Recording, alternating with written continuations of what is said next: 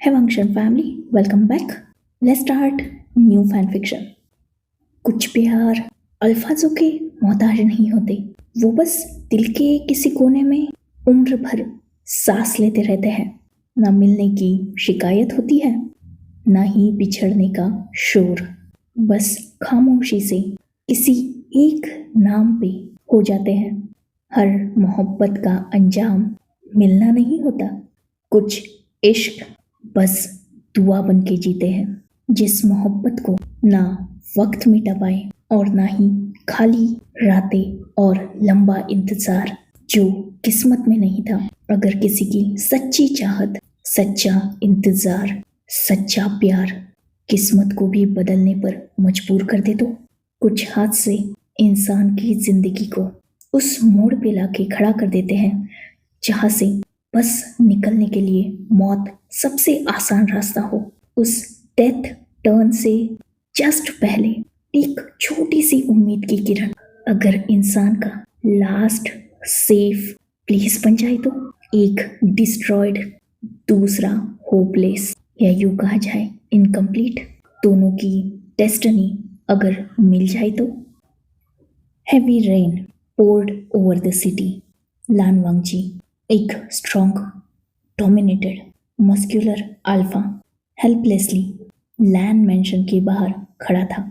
आंखों में आंसू जो बारिश की वजह से अपना एग्जिस्टेंस खो चुके थे। अपनी 4 साल की मासूम बच्ची जिसे उसने अपने चेस्ट के अगेंस्ट टाइटली होल्ड करके रखा था। उसका एक्सपेंसिव सूट जो ब्लड और ऐश से स्टेन्ड था। न्यूज़ चैनल्स इसे कोई ट्रेजिकल एक्सीडेंट बता रहे थे, पर लान वांगजी इस एक्सीडेंट के पीछे की सच्चाई जानता था। Someone had murdered his family and stolen everything they build. कोई सबूत नहीं, कोई गवाह नहीं, पर सब कुछ जैसे खत्म हो चुका था। कुछ भी नहीं बचा था उसके पास। ना उसकी फैमिली, ना उसका बिजनेस एम्पायर, ना उसकी लग्जरी लाइफस्टाइल, और ना ही कोई नाम और फेम। बस वो 4 साल की मासूम बच्ची जो फिलहाल उसके बाहों में थी। वो इकलौती अब उसकी फैमिली बची थी। वो ना सिर्फ होपलेस था बल्कि होमलेस भी था। फिलहाल उसे बस एक रास्ता नजर आ रहा था जो उसे उसकी फैमिली तक पहुंचाता था। उसके मदर फादर तक, मतलब लैनी और लैन चिंगेजुन तक, उसके अंकल कुरैन तक, उसके बिग ब्रदर सिचैन, उनके ओमेगा मेट मेंग्याओ तक, उसकी वाइफ वेंचिंग तक। वो उस रास्ते पर अकेला चल सकता था, पर उसके गोद में जो 4 साल की मासूम बच्ची थी, क्या उसे भी उस मौत वाले रास्ते पर वो लेके जा सकता था? ऑब्वियसली जवाब था नहीं। जो इस दुनिया में बस उसकी वजह से आई है, वो उसकी सांसें कैसे छीन सकता था? नहीं, उसे जीना था, खुद के लिए नहीं तो एटलीस्ट अपनी मासूम बच्ची के लिए। मौत सबसे आसान रास्ता था, पर जिंदगी जीना डिफिकल्ट होने के बावजूद भी उसकी मजबूरी बन चुका था। एक मासूम सी आवाज, पापा मम्मा कब आएगी? इस एक सवाल ने होपलेस वांगजी के अंदर जीने की एक होप जगा दी। जिंदगी में फर्स्ट टाइम उसके पास इस सवाल का जवाब नहीं था। उसने अपनी टीयरी आईज से अपनी मासूम सी बच्ची की तरफ देखा जो उसकी तरफ अपनी बड़ी बड़ी आंखों से देख रही थी। अपने सवाल का वो जवाब चाहती थी।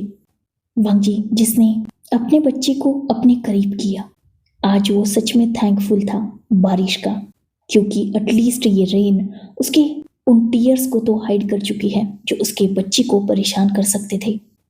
आई lost everything but I won't lose you.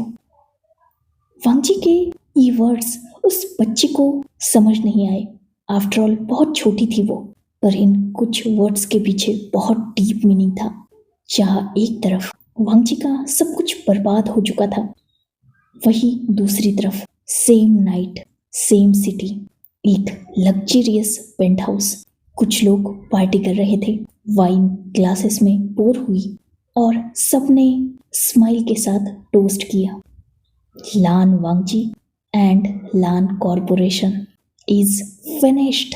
वो कुछ लोगों का ग्रुप जिसने लैन कॉरपोरेशन को इंटेंशनली टारगेट करके वांगजी की पूरी फैमिली को बर्बाद करके बैंकरप्ट कर दिया और लास्ट में शॉर्ट सर्किट का रीजन बना के पूरे लैन मेंशन में आग लगा दी, जिसमें वांगजी और वांगजी की बेटी को छोड़कर उसकी पूरी फैमिली चल चुकी थी। सबकी लाशें वांगजी ने अपने हाथ से दफनाई और फिलहाल वो अपने उसी जले हुए घर के सामने खड़ा था, जिसमें अब बस कुछ राख बची हुई थी। एक परफेक्ट प्लान था ये, बहुत सारे एफर्ट्स जो बहुत साइलेंटली और हिडनली लगाए गए। एक पूरी फैमिली खत्म हो गई और उसे एक्सीडेंट का नाम दिया गया। बचे वो 2 लोग जिनकी जिंदगी अब बर्बाद हो चुकी थी। सब कुछ खत्म होगा पर एक नई शुरुआत करनी भी तो जरूरी है ना। यही रुककर कितनी देर तक वांगजी अपनी फैमिली के डेथ का अफसोस मनाता। आगे बढ़ना जरूरी था क्योंकि उसकी बच्ची ज्यादा देर तक यहाँ नहीं रह सकती थी। होमलेस था वो, कोई शेल्टर की जरूरत तो उसे भी थी, और उसे थी या नहीं ये सवाल ही नहीं था, उसके बच्ची को डेफिनेटली थी। फाइनली डीप ब्रीथ लेकर खुद को संभालने के बाद हेवी हार्ट के साथ वांगजी अपनी बच्ची को लेकर वहां से बाहर निकला। मिडनाइट, हेवी रेन और बिना मंजिल का रास्ता, अपनी 4 साल की बच्ची को अपनी बाहों में लिए कब तक वो बारिश में भटक सकता था। चलते चलते वो एक बस स्टैंड के पास पहुंच गया।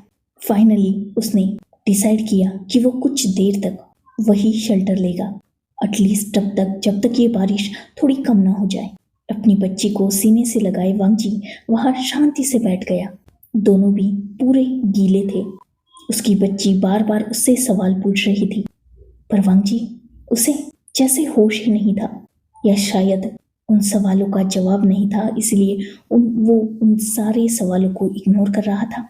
कहीं ना कहीं उसे अपनी बच्ची की फिक्र भी हो रही थी क्योंकि वो छोटी है, मासूम है। इतनी देर तक अगर भीगी रहेगी तो उसे बुखार हो सकता है, उसकी हेल्थ इफेक्ट हो सकती है।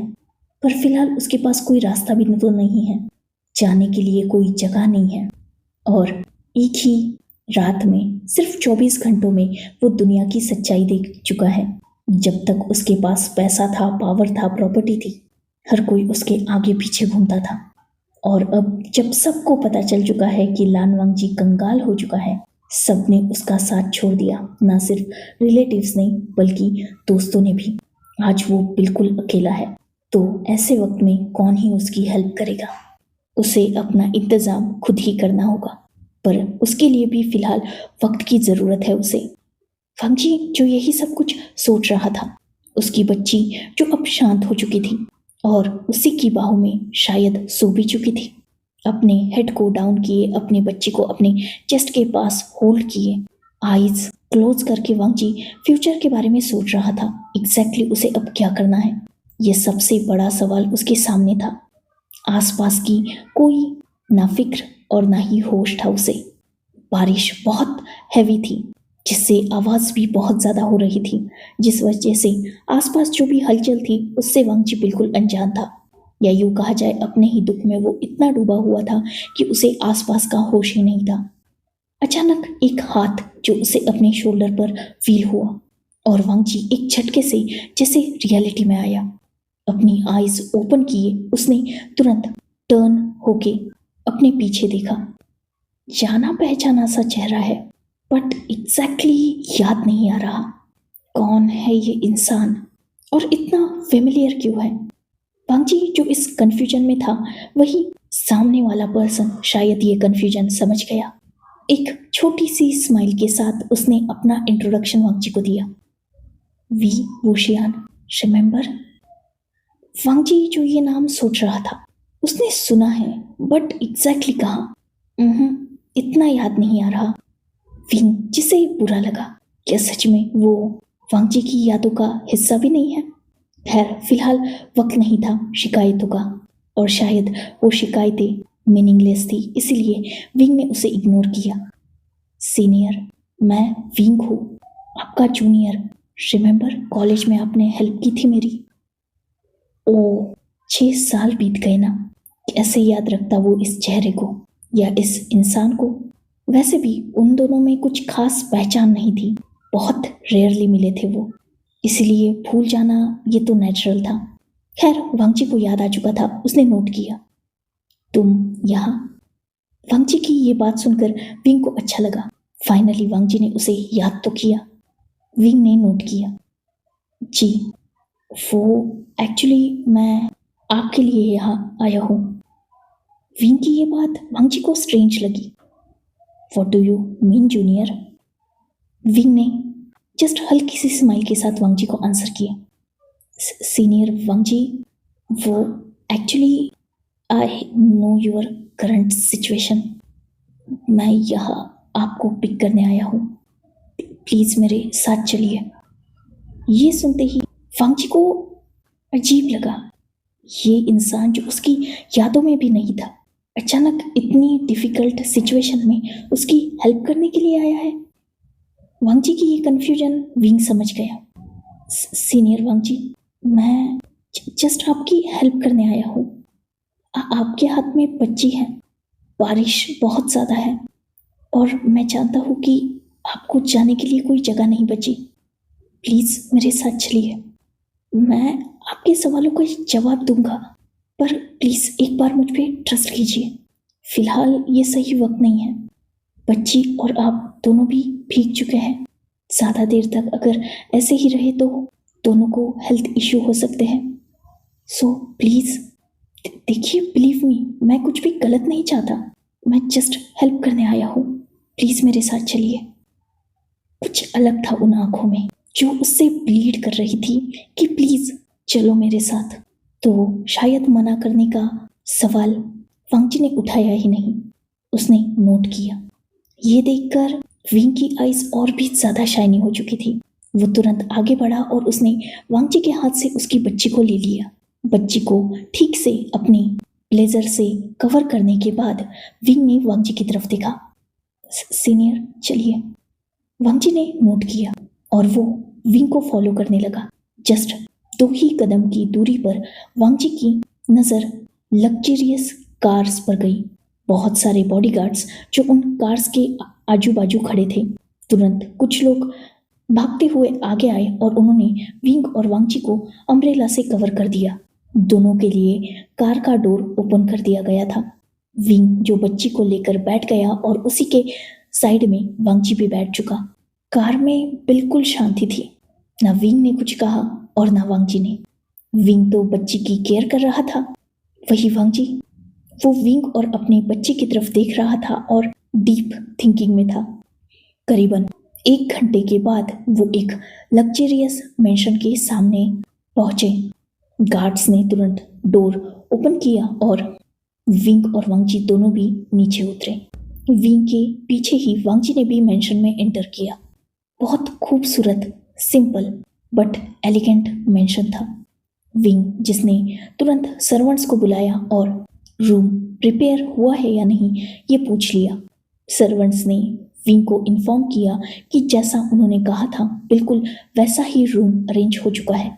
विंग ने नोट किया और वांगची को फॉलो करने के लिए बोला। कुछ ही देर बाद विंग के पीछे वांगची एक रूम में एंटर हुआ। सरप्राइजिंगली रूम बिल्कुल वांगची के टेस्ट अकॉर्डिंग था। विंग जिसने टर्न होके वांगची की तरफ देखा।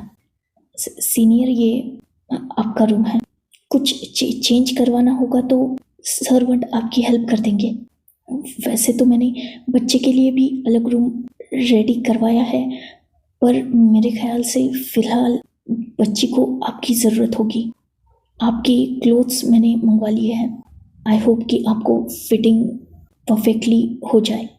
आप चेंज कर लीजिए, तब तक मैं बच्ची को फ्रेश करके लाता हूँ। विंग ने अपनी बात कंप्लीट की और उसने एक नज़र अपने बाहों में ब्लेजर से कवर उस बच्ची की तरफ देखा। देन वो वहाँ से जाने के लिए डोर की तरफ अपने कदम बढ़ा ही रहा था, तभी वांगची की आवाज़ ने विंग को रोक दिया। विंग, वो अभी वांगची आगे की बात कर पाता इससे पहले ही विंग ने टर्न हुआ और वांगची की तरफ एक स्माइल के साथ देखा। सीनियर, मैंने कहा ना हम बात करेंगे, पर फिलहाल बच्ची और आप दोनों को भी रेस्ट की ज़रूरत है, सो प्लीज़। वांग जी ने इस बात पर नोट किया और विंग वहाँ से निकल गया।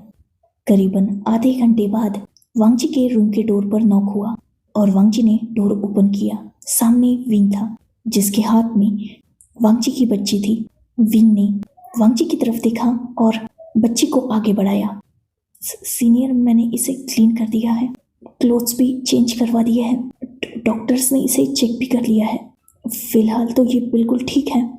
अगर बारिश में भीगने की वजह से कुछ प्रॉब्लम भी हुई तो मुझे इन्फॉर्म कर देना, मैं तुरंत डॉक्टर्स को भेज दूंगा। फिलहाल ये सो चुकी है। इस बात पर वांग जी ने नोट किया और बच्ची को अपनी बाहों में ले लिया।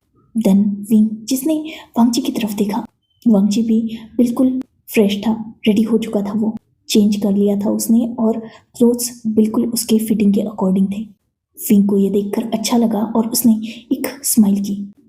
सीनियर, क्या मैं फूड रूम में ही लाऊं या फिर आप चलेंगे डाइनिंग टेबल पर?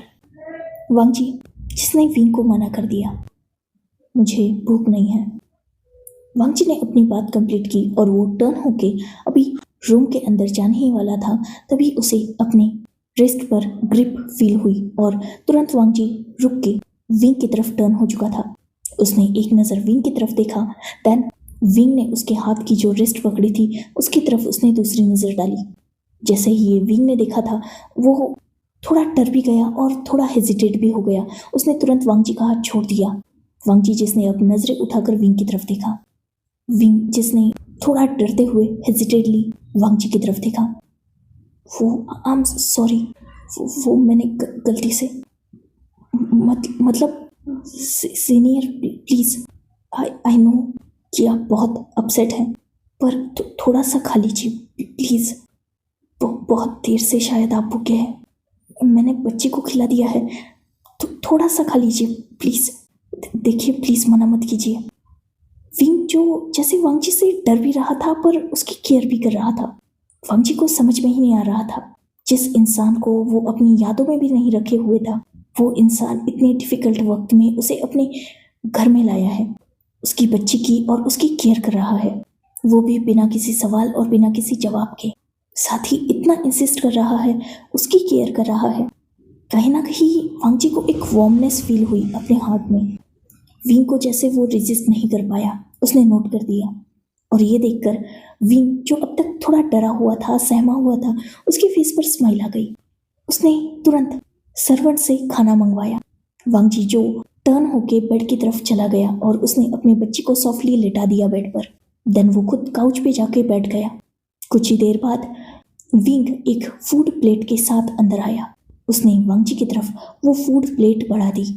ये कोइंसिडेंस था या कुछ और पता नहीं, पर वांग जी सरप्राइज हो गया ये देखकर कि उस फूड प्लेट में जितने भी फूड आइटम्स थे वो बिल्कुल उसके टेस्ट अकॉर्डिंग थे, इवन उसके फेवरेट फूड आइटम्स थे।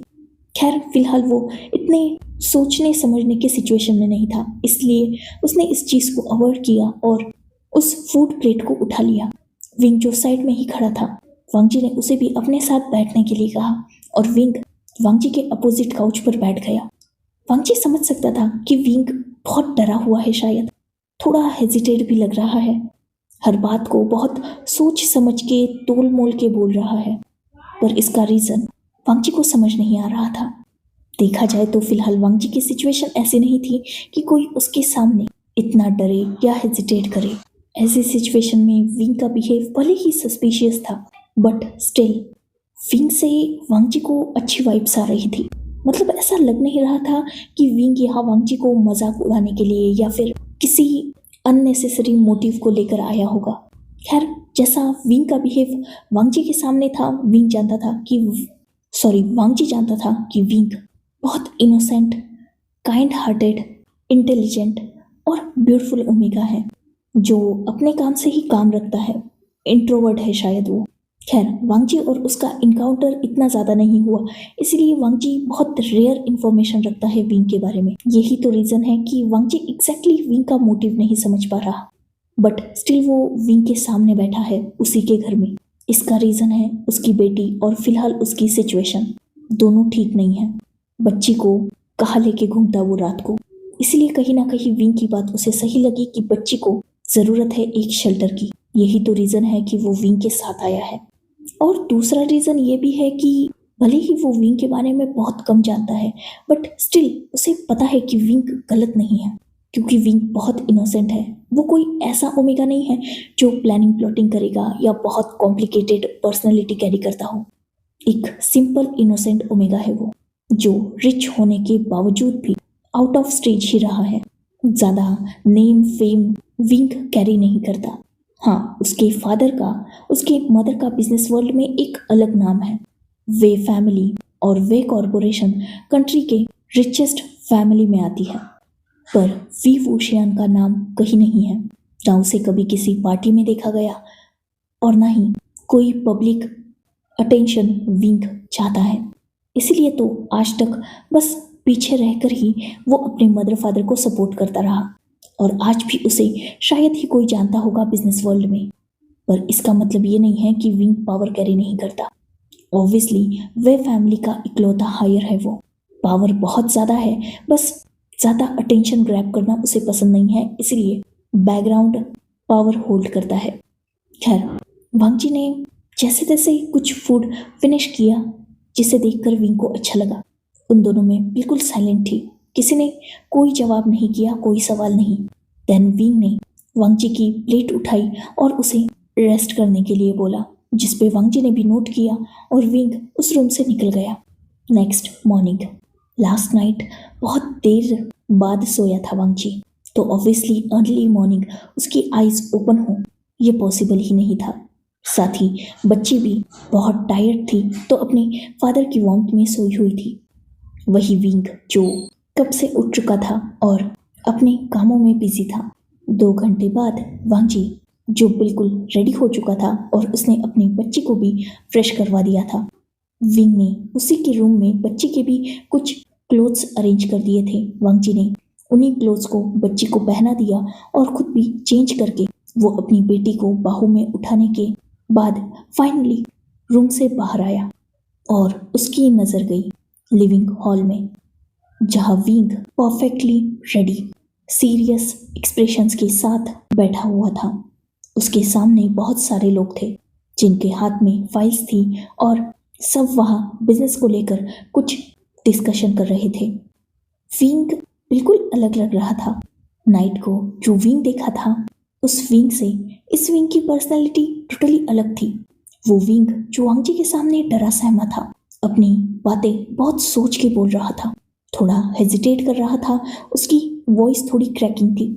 बट फिलहाल जो विंग उसके सामने बैठा था, वो बिल्कुल स्ट्रॉन्ग और कॉन्फिडेंट बिजनेसमैन नजर आ रहा था, जिसकी हर एक बात बिल्कुल क्लियर और स्ट्रॉन्ग थी। उसकी वॉइस स्ट्रेट थी और वो फिलहाल बिल्कुल परफेक्ट बिजनेसमैन का ऑरा कैरी किए हुए था। इवन उसके सामने स्ट्रॉन्ग अल्फाज बैठे हुए थे, वो तक विंग से डर रहे थे, उसके सामने हेजिटेट कर रहे थे। वांगजी को स्ट्रेंज लगा। खैर, वो अपनी बच्ची को लेकर स्टेयर्स से नीचे आया और जैसे ही उसके कदमों की आवाज़ वहाँ सबके कानों में गई थी, कहीं ना कहीं सबकी नज़र स्टेयर्स की तरफ जा चुकी थी, इंक्लूडिंग विंग। विंग ने जैसे ही वांगजी को देखा, वो अपनी जगह से खड़ा हो गया और जैसे ही विंग खड़ा हुआ था, वहाँ जो भी लोग उसके सामने बैठे हुए थे वो सब भी खड़े हो गए। विंग, जिसने अपने हाथ में जो फाइल थी उसे साइड रखा और वो वांगजी की तरफ बढ़ा। उसने छोटी सी स्माइल के साथ वांगजी को गुड मॉर्निंग ग्रीट किया। वांगजी ने नोट किया, जैसे ही ये बात वहाँ मौजूद बाकी लोगों ने देखी थी, वो समझ गए कि विंग के सामने जो पर्सन खड़ा है वो शायद विंग की लाइफ में इम्पोर्टेंट है, इसलिए उन्होंने भी वांगजी को रिस्पेक्ट शो की। कहीं ना कहीं वो इस इंसान को जानते थे, बट वो इस इंसान की आइडेंटिटी को लेकर श्योर नहीं थे, इसीलिए फिलहाल उन्होंने विंग को रिस्पेक्ट देना ही सही समझा। यही रीज़न था कि विंग किसी और को रिस्पेक्ट दे रहा है, ये देखकर उन्होंने भी उस इंसान को इम्पोर्टेंस शो की और रिस्पेक्ट दी। वांगजी, जिसने सबको नोट किया, देन उसने विंग की तरफ देखा। हम सॉरी, मैंने तुम्हें डिस्टर्ब कर दिया। जैसे ही वांगजी ने कहा था, विंग ने तुरंत वांगजी को आंसर किया, no no senior, it's okay, ये इतना इम्पोर्टेंट नहीं था। वैसे आई होप कि आपने प्रॉपर रेस्ट कर लिया होगा और अब आपको बेटर फील हो रहा होगा। इस बात पर वांगजी ने नोट किया। उसने फिर से ये बात नोटिस की कि विंग जब उससे बात कर रहा है तो वो हेजिटेट ही कर रहा है। उसकी बात में वो क्लियरिटी और स्ट्रेटनेस नहीं है। स्ट्रेंज, विंग ऐसा बिहेव वांगजी के सामने क्यों कर रहा है, उसे समझ नहीं आ रहा। बट स्टिल उसने ज़्यादा रिएक्ट नहीं किया क्योंकि यहाँ वो दोनों अकेले नहीं हैं, बहुत सारे लोग हैं। इट्स ओके, तुम कंटिन्यू करो, मैं बाहर इंतज़ार करता हूँ। जैसे ही वांगजी ने बोला था, विंग ने तुरंत रिएक्ट किया, नो सीनियर, बाहर कहाँ जा रहे हैं? बस कुछ ही वक्त, मैंने सर्वेंट से बोल दिया है वो ब्रेकफास्ट लगा देंगे, तब तक प्लीज़ आप बैठिए। ये वांगजी को बहुत अजीब लगा। मतलब ऑब्वियसली वो बिजनेस से रिलेटेड बात कर रहे हैं तो कुछ तो सीक्रेट्स होंगे। ऐसे सबके सामने ऐसी बातें करना, ऑब्वियसली विंग एक बिजनेसमैन है। क्या वो नहीं जानता कि कुछ प्राइवेसी, कुछ सिक्योरिटी बिजनेस में रखी जाती है? या फिर वो वांगजी पर कुछ ज़्यादा ही यकीन करता है? बट स्टिल क्वेश्चन ये है कि क्यों? खैर, ये सोच वांगजी के दिमाग में ही थी क्योंकि विंग ने अपनी बात कंप्लीट की और वो जाकर अपनी जगह पर बैठ चुका था। इवन थोड़ा साइड में बैठ चुका था ताकि वांगजी उसे साइड में बैठ सके। वांगजी ने थोड़ा सोचा और फिर वो उस काउच की तरफ बढ़ गया। उसने विंग की तरफ देखा। विंग, इट्स ओके, तुम अपना काम कर लो, मेरा यहाँ कोई काम नहीं है। वैसे भी ये तुम्हारे बिजनेस सीक्रेट्स। वांगजी ने अभी अपनी बात भी कंप्लीट नहीं की थी और विंग ने उसे आंसर किया, it's totally fine senior, I trust you, so please sit. आगे वांगजी कुछ कह नहीं पाया। उसने नोट किया और विंग के साइड में वो बैठ गया। देन विंग ने सबकी तरफ देखा और उनसे कहा कि वो कंटिन्यू करे। उन लोगों को भी थोड़ा वियर्ड लग रहा था क्योंकि बातें थोड़ी कॉन्फिडेंशियल ही थी, बट स्टिल विंग अगर इस इंसान पर बिलीव कर रहा है तो उन्हें भी करना ही था और उन्होंने अपना डिस्कशन कंटिन्यू रखा। वांगजी जो सब सुन रहा था, देख रहा था, उसे थोड़ा अजीब भी लग रहा था, बट स्टिल उसने कुछ नहीं कहा। विंग जो फिर से सबसे नॉर्मली बातें करने लगा था, मतलब वैसे ही अपने स्ट्रेट और पोकर फेस के साथ और बिल्कुल क्लियर। देन विंग ने अपनी बातें खत्म की, उनका डिस्कशन कंप्लीट हुआ और उन सब ने विंग और वांगजी दोनों को ग्रीट किया और वो वहाँ से निकल गए। देन विंग की नज़र वांगजी पर गई। सॉरी सीनियर, थोड़ा ज़्यादा ही लेट हो गया। इस बात पर वांगजी ने जस्ट नोट किया। चलिए ब्रेकफास्ट रेडी है। वांगजी ने नोट किया और वो विंग को फॉलो करने लगा। कुछ ही देर बाद वो ब्रेकफास्ट टेबल पर थे और वो तीनों भी ब्रेकफास्ट कर रहे थे। बच्ची जो अपने सामने अपने फेवरेट फूड को देखकर अपने छोटे छोटे हाथों से उन्हें पकड़ के खा भी रही थी, कुछ फैला भी रही थी। वही विंग जो खुद वांगजी और बच्ची को सर्व कर रहा था। बच्ची जिसने टमी फुल होने के बाद विंग की तरफ देखा, देन अपने फादर की तरफ। डैड, ये हैंडसम अंकल कौन है? जैसे ही बच्ची का ये सवाल विंग ने सुना, उसके फेस पर स्माइल आ गई और वांगजी उसने एक नज़र विंग की तरफ देखा। विंग जो टेबल पर थोड़ा लीन हुआ बच्ची की तरफ और उसने स्माइल के साथ आंसर किया, मेरा नाम विंग है, मैं आपके डैड का फ्रेंड हूँ। विंग ने अपनी बात कंप्लीट की और वांगजी की तरफ देखा जैसे वो कंफर्म करना चाहता हो कि क्या वांगजी को इस बात से कोई ऑब्जेक्शन है। अगर हाँ तो विंग अपना आंसर बदल देगा, बट वांगजी ने कोई रिएक्ट नहीं किया। उसने इवन विंग से नजरें हटाई और अपने बच्चे की तरफ देखा। बच्चा, ये आपके डैड की कॉलेज फ्रेंड है। इस बात पर बच्चे ने नोट किया। देन विंग ने बच्चे से नेक्स्ट क्वेश्चन पूछा, वैसे आपका ब्यूटीफुल नेम? यह सुनते ही बच्ची ने गिगल किया और विंग को आंसर किया, मेरा नाम मोमो है। इस बात पर विंग ने नोट किया। हेलो मोमो, क्या आपको फूड पसंद आया? ये सुनकर बच्ची ने नोट किया, हाँ हैंडसम अंकल, फूड पसंद आया। विंग ने स्माइल की। देन बच्ची ने वांगजी की तरफ देखा। डैड, मम्मा कहाँ पर है? हम उनके पास कब जाएंगे? ये सुनकर वांगजी जो फिर से अपसेट हो गया। जैसे ही विंग ने देखा वो आगे बढ़ा और उसने मोमो की तरफ हाथ बढ़ाया। बच्चा, मेरे पास बहुत सारे टॉयज हैं, क्या आप देखना चाहोगी? जैसे ही ये बात मोमो ने सुनी उसने तुरंत विंग की तरफ देखा, स्माइल किया और नोट किया। विंग जिसने आगे बढ़ के मोमो को अपनी बाहों में होल्ड कर लिया। देन उसने वांगजी की तरफ देखा। सीनियर, आप ब्रेकफास्ट कंप्लीट कीजिए, मैं बच्ची को टॉयज दे देता हूँ। इस बात पर वांगजी ने नोट किया और विंग बच्ची को वहां से लेकर जा चुका था। देन विंग बच्ची को उसी रूम में लाया जो उसने स्पेशली मोमो के लिए रेडी किया था। मोमो जो उस रूम में इतने सारे टॉयज देखकर बहुत ज़्यादा हैप्पी हो गई और वो अपना सारा सवाल जवाब भूल के उन टॉयज के साथ खेलने लगी। विंग ने कुछ सर्वेंट्स को वहां छोड़ दिया ताकि वो मोमो का ख्याल रख पाए। देन विंग लौट के वांगजी की तरफ आया जिसका ब्रेकफास्ट अब तक कंप्लीट हो चुका था। फिलहाल वो दोनों भी लिविंग हॉल में आमने सामने बैठे हुए थे। वांगजी ने विंग की तरफ देखा। वैसे अब बताओगे, तुम अचानक कल वहाँ क्या कर रहे थे? ये सुनते ही विंग, जो थोड़ा नर्वस लग रहा था बट स्टिल, उसने वांगजी की तरफ देखा और आंसर किया। मैंने बताया ना सीनियर, मैं बस वहाँ आपकी हेल्प करने आया था। विंग, मोटिव बताओ अपना, एग्जैक्टली तुम मुझसे क्या चाहते हो? ये सुनते ही विंग थोड़ा अजीब हो गया। उसने वांगजी की तरफ स्ट्रेंजली देखा। Senior, what do you mean? I mean, जिस सिचुएशन में मैं फिलहाल हूँ, एक बात तो जान चुका हूँ, कोई भी किसी की हेल्प विदाउट रीज़न नहीं करता, तो मैं रीज़न जानना चाहता हूँ। ये सुनते ही विंग ने वांगजी को आंसर किया। सीनियर, मेरा कोई मोटिव नहीं है सिवाय आपके हेल्प के। मैं सिर्फ आपकी हेल्प करना चाहता हूँ, बदले में आपसे कुछ नहीं चाहता मैं। कोई रीज़न नहीं है, कोई मोटिव लेके नहीं कर रहा मैं कुछ भी। प्लीज़ बिलीव मी, गलत मत समझिए मुझे। आई नो कि शायद आपका बिलीव करना मुश्किल है मुझ पे, but still please believe me, मेरा कोई मोटिव नहीं है और ना मैं आपसे कुछ चाहता हूँ और इवन ना मैं आपको और आपके बच्चे को हार्म करने वाला हूँ। सीनियर, आपको याद है 6 साल पहले हम सेम कॉलेज में थे और तब आपने पुलिस से मुझे बचाया था, तो ये हेल्प बस उसका रीपे समझ लीजिए।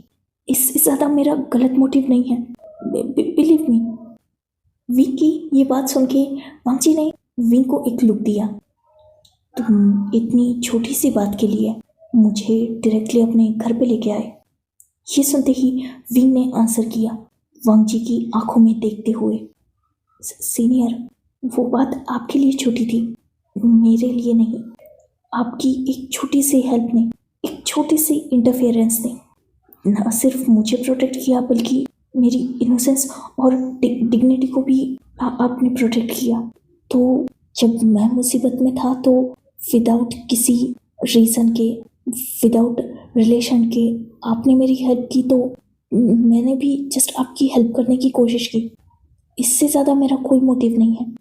ये सुनकर वांगजी ने नोट किया, इवन उसे अच्छा लगा कि इस दुनिया में आज भी ऐसे लोग हैं जो उसकी छोटी छोटी हेल्प्स को लेकर आज भी थैंकफुल है और उसकी हेल्प कर रहे हैं। वांगजी ने विंग से सिंपली कहा, थैंक यू वेरी मच मेरी इतनी बड़ी हेल्प करने के लिए, एंड डोंट वरी, मैं अपनी बच्ची को लेकर आज ही चला जाऊंगा। जैसे ही ये बात विंग ने सुनी वो तुरंत हड़बड़ा गया। उसने वांगजी की तरफ देखकर तुरंत रिएक्ट किया था। सीनियर, क्यों, कहाँ जाएंगे आप? मतलब बच्ची छोटी है ना, और आपको भी कोई प्लेस तो नहीं है ना, तो क्यों जाना है? रुक जाइए ना। देखिए, मेरा घर बहुत बड़ा है एंड बिलीव मी, मैं मेक श्योर करूँगा कि आपको कोई प्रॉब्लम ना हो, आपके साथ कोई मिसबिहेव नहीं करेगा। इवन मैं बच्चे की भी रिस्पॉन्सिबिलिटी लूँगा, उसे फिलहाल इमोशनली किसी की ज़रूरत है, सो प्लीज़। वाकई जैसे अजीब लगा। स्ट्रेंज बात है ना, ये पर्सन इतना कंसर्न क्यों है उसके और उसकी बेटे के लिए, एक छोटी सी हेल्प की वजह से? क्या सच में? विंग, मैं तुम पे बर्डन नहीं बनना चाहता। जैसे ही वांगजी ने कहा था तुरंत विंग ने रिएक्ट किया, सीनियर, कोई बर्डन नहीं है, इवन मैं तो ग्रेटफुल हूँ। अगर मैं आपकी हेल्प कर पाया तो मैं खुद को खुशकिस्मत ही समझूंगा। प्लीज़ ऐसा मत सोचिए। इवन मैं जानता हूँ कि आप क्या चाहते हैं और आपके मोटिव को फुलफिल करने के लिए आप मुझे यूज़ कर सकते हैं। ये सुनते ही वांग जी जिसे शौक लगा। क्या मतलब है विंग की इस बात का? विंग जिसने डीप ब्रीथ ली और वांग जी को अपनी बात एक्सप्लेन की। सीनियर, मैं जानता हूँ कि आपकी फैमिली के साथ जो कुछ भी हुआ वो एक प्री प्लान इंसिडेंस था जिसे एक्सीडेंट प्रिटेंड किया गया। आप जानते हैं ना मैं एग्जैक्टली कौन हूँ? मैं वेचान से और खान से सन का बेटा हूँ, वे कॉरपोरेशन का हायर। मैं आपकी हेल्प कर सकता हूँ रिवेंज में। एंड डोंट वरी, मैं आपको कोई बिट्रेड नहीं कर रहा और ना ही ये कोई ट्रैप है। बिलीव मी, मैं बस आपकी हेल्प करना चाहता हूँ। आप चाहे तो मेरे नाम का यूज़ कर सकते हैं, मेरी पावर और पोजीशन का भी। आप जिस भी तरह की हेल्प मुझसे एक्सपेक्ट करेंगे मैं डेफिनेटली आपके लिए हूँ। मैं जानता हूँ आप कंफ्यूज हैं। मेरी बातों पर बिलीव करना भी इतना आसान नहीं है क्योंकि जो आपके साथ हुआ है वो नॉर्मल नहीं है। बट स्टिल मैं बिलीव दिलाना चाहता हूँ कि सच में मेरा कोई गलत इंटेंशन नहीं है। मैं आपकी हेल्प करना चाहता हूँ। मैं बस आपको खुश देखना चाहता हूँ। बाकी सारी बातें अलग, बट विंग की ये लास्ट बात कि मैं आपको खुश देखना चाहता हूँ, फांची को कुछ अलग लगी। शायद ये बात विंग भी समझ गया, इसलिए उसने तुरंत अपनी बात बदली। आई मीन, आप ऑलरेडी बहुत बड़ी ट्रेजेडी से होके गुजर चुके हैं। उन लोगों ने आपका सब कुछ डिस्ट्रॉय कर दिया, तो अब उनसे बदला लेकर आप भी हैप्पीनेस डिजर्व करते हैं। इवन आपकी बच्ची भी, क्योंकि उस मासूम की तो कोई गलती नहीं है। इवन उसे तो पता भी नहीं है कि उसके साथ क्या हुआ है। ये सुन के वांग जी ने नोट किया, वैसे बदला तो उसे भी लेना है और फिलहाल विंग इसमें परफेक्टली उसकी हेल्प कर सकता है। बट स्टिल विंग वांग जी के लिए अननोन है। कुछ 2-3 मुलाकातें ही हुई है उनकी कॉलेज में, ऐसे में विंग उसका इतना स्ट्रॉन्ग सपोर्ट कर रहा है, ये बात उसके लिए स्ट्रेंज ही थी। वैसे भी विंग पे बिलीव करना भी उसे थोड़ा मुश्किल हो रहा था, इसलिए फिलहाल उसने सोचने के बारे में ही सोचा। डायरेक्टली आंसर देकर कोई भी कदम उठाना शायद फिलहाल रिस्की हो सकता है, उसके लिए भी और मोस्ट इम्पोर्टेंट उसके बच्चे के लिए भी। इसलिए उसने विंग को सोचने के लिए वक्त मांगा और विंग जिसने नोट किया। विंग और वांग जी जो आपस में कन्वर्सेशन कर ही रहे थे तब तक उन्हें इंटरफेयर किया था विंग के असिस्टेंट ने, जो विंग के पास आया था। उसने विंग को इन्फॉर्म किया कि विंग की इम्पोर्टेंट मीटिंग है, इसलिए विंग को निकलना होगा। विंग जिसने नोट किया और उसने वांग जी की तरफ देखा। सीनियर, एक बहुत बड़ा प्रोजेक्ट है जो पहले लान कॉरपोरेशन भी संभालने वाली थी। आपको इन्फॉर्मेशन भी होगी, आप चाहे तो ज्वाइन कर सकते हैं मुझे। अगर आप बिजनेस में इंक्लूड रहेंगे तो आप उन लोगों तक आसानी से पहुंच सकते हैं और मैं आपकी प्लेस बिजनेस में और बिजनेस वर्ल्ड में स्ट्रॉन्ग कर सकता हूँ। तो क्या चलना चाहेंगे मेरे साथ? वांग जी ने कुछ देर तक सोचा, देन उसने विंग की तरफ देखा। मोमो। तुरंत विंग ने वांग जी को रिप्लाई किया, don't worry senior, servant momo का ध्यान रख लेंगे। और वैसे भी बस 2 ही घंटे की बात है, हम भी तुरंत ही वापस आ जाएंगे। आई नो कि बच्ची आपके बिना अकेली नहीं रहेगी। इस बात पर वांग जी ने नोट किया और वो वहाँ से उठ गया। वो अपने रूम की तरफ जाने ही वाला था, तभी विंग ने उसे रोक दिया। वांग जी जो रुक गया और उसने विंग की तरफ टर्न होके देखा। सीनियर, गलत मत समझिए, जस्ट पूछ रहा हूँ, आप रेडी हो अभी फिलहाल दुनिया को फेस करने के लिए? अगर हाँ तो आप ऐसे ही मेरे साथ चल सकते हो, और अगर आपको फिलहाल हाइड रहना है या जस्ट खुद की आइडेंटिटी छुपानी है तो आप मेरे पर्सनल असिस्टेंट बन के चल सकते हो। अगर आप मुझसे पूछेंगे तो मैं चाहता हूँ कि आप हाइड होके चलो। रीज़न सिंपल है सीनियर, मैं बस नहीं चाहता कि आपकी बच्ची को और आपको कोई हार्म हो। फिलहाल आपका डायरेक्टली सबके सामने आना मेरे ख्याल से सही नहीं होगा, क्योंकि अगर सबको पता चल गया कि मैं आपको सपोर्ट कर रहा हूँ तो ये थोड़ा डेंजरस हो सकता है आपके लिए और आपके बच्चे के लिए। बाकी आपकी मर्जी, मैं ज़्यादा इस मारे मैं इंटरफेयर नहीं करूँगा। विंग की ये बात वांग जी को सही लगी, इसलिए उसने नोट किया। वो अपने रूम में गया, उसने क्लोथ्स चेंज किए और अच्छा सा बिजनेस सूट पहना।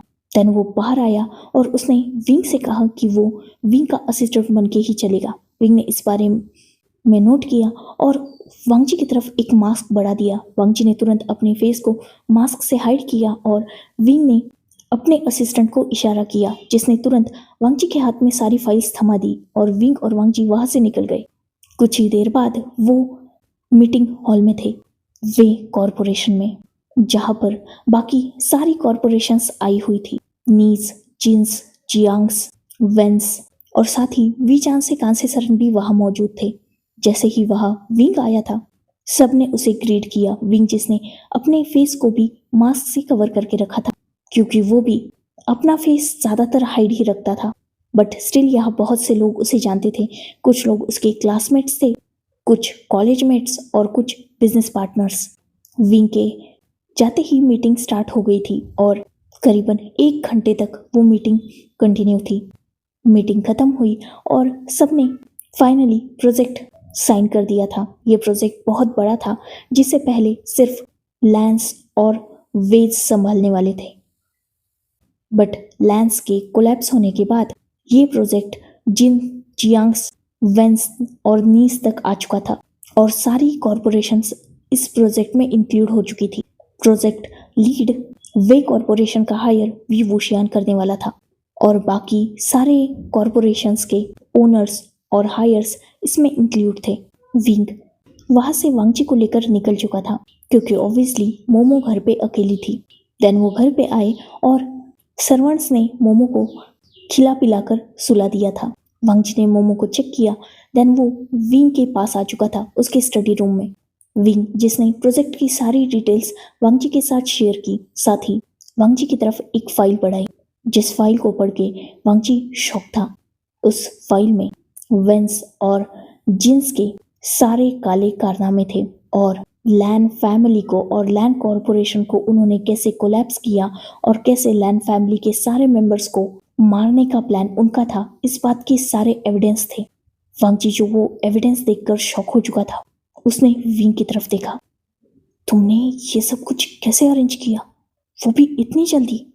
इस बात पर विंग ने हल्की सी स्माइल की और वांग जी की तरफ देखा। सीनियर, मेरे लिए ये कोई बड़ी बात नहीं है। इनफैक्ट मुझे माफ़ कर दीजिए कि ये बात मुझे पहले नहीं पता चली, वरना मैं डेफिनेटली इसे रोकने की कोशिश करता। एक्चुअली मैं पिछले 2 साल से अब्रॉड में था, वहाँ का बिजनेस देख रहा था। मैं 72 आवर्स पहले ही यहाँ लैंड हुआ हूँ और इवन मैंने रोकने की कोशिश की, पर बात बहुत ज़्यादा बिगड़ चुकी थी। सॉरी, मैं आपकी फैमिली को बचा नहीं पाया। वांग जी जो बस ये सोच रहा था कि ये इंसान एग्जैक्टली उसका इतना सपोर्ट क्यों कर रहा है। वांग जी को लगा था कि ये एविडेंस कलेक्ट करते करते उसे शायद 10 साल से भी ज़्यादा लगे, क्योंकि ये बहुत स्ट्रॉन्ग एविडेंस है और इतने स्ट्रॉन्ग एविडेंस जिन और वेन ग्रुप के खिलाफ कलेक्ट करना बहुत मुश्किल था। बट स्टिल विंग ने ये बहुत कम वक्त में कर दिया, इवन 24 आवर्स में। और विंग जिस बात में उसकी गलती भी नहीं है, उस बात के लिए वांग जी को माफ़ी मांग रहा है। 42 आवर्स मतलब लगभग 3 दिन पहले ये इंसान इस कंट्री में लैंड हुआ है और वांग जी की कॉरपोरेशन करीबन पिछले 5 दिनों से क्राइसिस से गुजर रही थी। 3 दिन पहले तक उसकी कॉरपोरेशन बिल्कुल बैंकरप्ट हो गई और 1 दिन पहले उसकी मेंशन में आग लग गई, जिसमें उसकी फैमिली मर चुकी है और ये पर्सन सीक्रेटली उसकी हेल्प करना चाहता था और ना कर पाया। इस बात का इसे गिल्ट भी है। आखिर क्यों? बट स्टिल इस क्यों का जवाब विंग ने वांग जी को नहीं दिया, और दिया भी तो वही जो उसने पहले दिया था। सीनियर, मैं आपकी हेल्प करना चाहता हूँ, आपको रिपे करना चाहता हूँ आपका फेवर। जो आंसर इतना सेटिस्फाइंग नहीं था, बट स्टिल वांग जी के पास कोई रास्ता नहीं था। उसने विंग पर बिलीव किया और नोट किया। सीनियर, अब आप क्या चाहते हैं? ये एविडेंस अगर लीक हो गए तो वेन ग्रुप और जिंग ग्रुप दोनों भी तुरंत कोलैप्स हो सकते हैं। क्या आप चाहते हैं कि मैं इसे लीक कर दूं? वांग जी ने इस बात पर तुरंत मना कर दिया और उसने विंग से पूछा कि क्या इन एविडेंस का कोई बैकअप है। विंग ने नोट किया। देन वांग जी ने विंग से वो फाइल पिक की और विंग से कहा कि कुछ देर तक वो कुछ ना करे जब तक वांग जी उसे नेक्स्ट इंस्ट्रक्शन नहीं देता। इस बात पर भी विंग ने नोट किया। देन वांग जी वहां से निकल चुका था। फिलहाल इवनिंग हो चुकी थी और वांग जी जो अपना कुछ काम कर रहा था उसने अपना काम कंप्लीट किया और उसे अचानक मोमो का ख्याल आया। वो अपने रूम से बाहर निकला और मोमो को ढूंढने लगा, पर पूरे मेंशन में उसे मोमो कहीं नहीं नजर आई। तो उसने एक सर्वेंट से पूछा। सर्वेंट ने वांग जी को इन्फॉर्म किया कि मोमो विंग के साथ बाहर है। वांग जी ने जब ये सुना उसने नोट किया और वो गार्डन की तरफ निकल गया। उसका अचानक ध्यान विंग और मोमो पर गया जो वहां गार्डन में हैप्पीली खेल रहे थे। मोमो भाग रही थी और विंग उसके पीछे भाग रहा था। मोमो बहुत ज्यादा खुश थी। विंग के साथ बिल्कुल कंफर्टेबली वो खेल रही थी। करीबन 10 मिनट तक वांग जी वही खड़ा रहा। अपनी बेटी को खुश देखकर उसके आंखों में कहीं ना कहीं आंसू आ चुके थे। एक हैप्पी लाइफ थी उसके पास, एक पूरी फैमिली, उसकी वाइफ और उसकी बच्ची। पर सब कुछ खत्म कर हो चुका। कुछ लोगों को ग्रीड ने उससे उसका पूरा परिवार, उसकी सारी खुशियां छीन ली। वांग जी जो ये सब कुछ सोच ही रहा था तभी उसे अपने पैरों के पास किसी की ग्रिप फील हुई और वांग जी ने नीचे झुक के देखा तो सामने मोमो थी जिसने उसके पैरों को हक कर लिया था। वांग जी जिसने मोमो को अपनी बाहों में उठा लिया। मोमो ने स्माइल की और स्काई की तरफ इशारा किया। देन उसने वांग जी को कुछ स्टार्स दिखाए।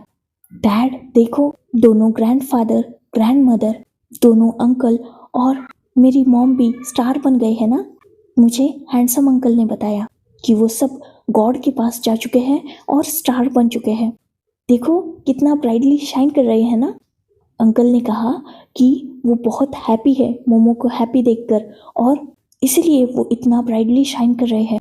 साथ ही अंकल ने ये भी कहा कि मुझे हमेशा अपने फादर के साथ हैप्पी रहना है, तभी वो स्टार्स ब्राइटली शाइन करेंगे, वरना वो फेंट हो जाएंगे और अगर वो फेंट हो गए तो मोमो से नाराज हो जाएंगे। इसीलिए अब मोमो हमेशा हैप्पी रहेगी ताकि वो सारे स्टार्स मतलब मेरी पूरी फैमिली हैप्पी रह सके। हैंडसम अंकल ने मुझसे ऐसा ही कहा। क्या ये सच है डैड? वांग जी ने जब ये सुना उसने विंग की तरफ देखा जो वही साइड में खड़ा था और मोमो की बातें सुन रहा था। जैसे ही विंग ने अपने ऊपर वांग जी की नज़र फील की उसने स्माइल से वांग जी को आंसर किया। वो एक्चुअली बच्ची मुझसे अपनी मदर और फैमिली के बारे में पूछ रही थी तो मैंने ये सब कुछ बता दिया। आई होप कि मैंने कुछ गलत नहीं कहा होगा। इस बात पर वांग जी ने नोट किया। थैंक यू वेरी मच मेरी बच्ची को इतनी अच्छी तरीके से समझाने के लिए। इस बात पर विंग ने नोट किया और स्माइल की। एक सर्वेंट जो वहां आई और उसने तीनों को बताया कि breakfast ready, sorry dinner ready है। मोमो ये सुनकर बहुत ज़्यादा हैप्पी हो गई और उसने विंग की तरफ देखा। अंकल क्या मेरे पसंदीदा चीज़ें बनाई हैं आप भी? आज भी आपने? ये सुनकर विंग ने नोट किया और मोमो जो हैप्पी हो गई और विंग की बाहों में आने के लिए उसने हाथ बढ़ा दिए। विंग ने हैप्पीली अपने हाथों को आगे बढ़ाया और उसे कैरी कर लिया। देन उसने वांग जी की तरफ देखा। सीनियर चलिए। वांग जी ने नोट किया और वो विंग को फॉलो करते हुए डाइनिंग टेबल तक आ चुका था। विंग ने मोमो को अपने ही लैप में बिठा लिया और वो उसे फीडिंग कराने लगा। मोमो भी विंग के हाथ से हैप्पीली खा रही थी और वांग जी वो विंग और मोमो को देख रहा था। मोमो ने जब देखा कि वांग जी खा नहीं रहा उसने वांग जी से क्वेश्चन किया, डैड क्या आपको ये पसंद नहीं है? आप खा क्यों नहीं रहे? जैसे ही मोमो का ये क्वेश्चन विंग ने सुना था उसने तुरंत वांग जी की तरफ देखा और हाँ, वांग जी की प्लेट बिल्कुल पहले की तरह थी, उसमें से एक बाइट भी उठाया नहीं गया था। ये बात विंग समझ गया। उसने वांग जी से क्वेश्चन किया, सीनियर क्या हुआ, पसंद नहीं आया? कुछ और बना दूँ आपके लिए? वांग जी जिसने तुरंत मना कर दिया, नहीं ऐसी बात नहीं है, वो असल में मैं वो बस। वांग जी जो कुछ बोल ही रहा था तभी मोमो ने वांग जी की तरफ देखकर उससे फिर से क्वेश्चन किया, डैड क्या आपको भी मॉम की और अंकल्स, ग्रैंडफादर की और ग्रैंडमदर की याद आ रही है? मुझे भी आ रही है, पर इट्स ओके, वो सब स्टार्स बन चुके हैं, वो गॉड से मिलने गए हैं। और उन्होंने जाने से पहले अंकल से कहा है कि हम दोनों खुश रहे, मतलब वो भी वहाँ खुश रहेंगे, तो हम दोनों को सैड नहीं होना, वरना अंकल हम दोनों की कंप्लेन हमारी फैमिली से कर देंगी और फिर वो सैड हो जाएंगे और फेंट हो जाएंगे, और फिर अगर वो फेंट हो गए तो दिखना बंद हो जाएंगे। मैं नहीं चाहती कि मेरी मॉम और बाकी सब दिखना बंद हो जाए, इसीलिए आप हैप्पी रहिए। अंकल हमारी टेक केयर करेंगे, क्योंकि मेरे मॉम ने और हमारी पूरी फैमिली ने अंकल को हम दोनों की रिस्पॉन्सिबिलिटी दी है ना हैंडसम अंकल? इस बात पर विंग ने नोट किया। सही कहा, आपकी फैमिली ने मुझे आप दोनों की रिस्पॉन्सिबिलिटी दी है और आप दोनों को हैप्पी रखना मेरा काम है। ये सुनकर मोमो जो हैप्पी हो गई और उसने विंग से कहा, ओके हैंडसम अंकल, तो आप ना मेरी फैमिली को बताना कि मोमो गुड गर्ल है और वो हैप्पी रह रही है, मतलब वो फ्रेंड नहीं होंगे और अपसेट भी नहीं होंगे। इस बात पर विंग ने नोट किया। देन उसने मोमो को खिलाना कंटिन्यू रखा और अब उसका ध्यान वांगजी की तरफ भी था। सीनियर, आई नो कि आप अपसेट हैं, पर प्लीज़ कुछ खा लीजिए, ओवर थिंक मत कीजिए, आपको देखकर बच्चे भी परेशान हो जाएंगी। ये सुनकर वांगजी ने एक नज़र विंग की तरफ देखा, देन मोमो की तरफ। उसने थोड़ी देर बाद स्माइल की, नोट किया और वो खाना खाने लगा, जिसे देखकर विंग को भी अच्छा लगा। देन उन्होंने अपना फूड कंप्लीट किया और वो मोमो को लेकर अपने रूम में जा चुका था। नेक्स्ट डे से वांगजी का रिवेंज गेम स्टार्ट हो चुका था। सबसे पहले वेन चाओ और वेन रोहान, जो वेन कॉरपोरेशन के ओनर थे, और दोनों बाप बेटों ने मिलकर लैंस को इंटेंशनली टारगेट किया था, क्योंकि वेंस की प्रॉपर्टी वेन रोहान के बाद वेंचाओ और वेंचिंग में डिवाइड होने वाली थी। वेंचाओ वेन रोहान का बायोलॉजिकल सन था और वेंचिंग वेन रोहान के ब्रदर की इकलौती बायोलॉजिकल डॉटर थी। वेंचाओ के ब्रदर की ऑलरेडी डेथ हो चुकी थी और तब से वेंचिंग की जिम्मेदारी वेन रोहान ने संभाली, पर उसने कभी भी वेंचिंग को अपनी बेटी नहीं माना। वो बस वेंचिंग के नाम पे वेन कॉरपोरेशन के जो शेयर्स और बाकी प्रॉपर्टी थी उसे हथियाना चाहता था, इसीलिए उसने वेंचिंग को मारने से पहले थोड़ा भी हेजिटेट नहीं किया था। दोनों बाप बेटों ने मिलकर लैंस को टारगेट किया और लैंस को बैंकरप्ट किया, क्योंकि लैंस उनसे बहुत आगे बढ़ चुके थे और लैंस के पास बहुत सारे बिजनेस प्रपोजल्स थे जो वो चाहते थे। इसीलिए उन्होंने एक साथ दोनों को ख़त्म कर दिया, वेंचिंग को भी और लैन फैमिली को भी। वैसे भी लैन फैमिली के साथ, मतलब वांगजी के साथ वेंचिंग की जो मैरिज हुई थी वो एक बिजनेस अलायंस था, जिससे वेन रोहान को जब तक प्रॉफिट हो रहा था तब तक वो लैंस के साथ अच्छे से बिहेव कर रहा था। जब प्रॉफिट खत्म हो गया तब उन्होंने लैंस को टारगेट करना स्टार्ट कर दिया और फाइनली वेंचिंग के मौत के बाद सारे वेन कॉरपोरेशन के शेयर्स और प्रॉपर्टी उन्होंने अपने नाम करवा ली थी। वांगजी ने सबसे पहले टारगेट किया था वेंचाओ को। विंग ने वेन फैमिली के खिलाफ और वेंचाओ के खिलाफ बहुत सारे प्रूफ्स वांगजी को दिए थे, जिसमें वेन रोहान और वेंचाओ जो टैक्स में हेरा फेरी करते थे और साथ ही गवर्नमेंट के साथ जो स्कैम करते थे, जो इनलीगल वर्क करते थे, उनके सारे सबूत थे।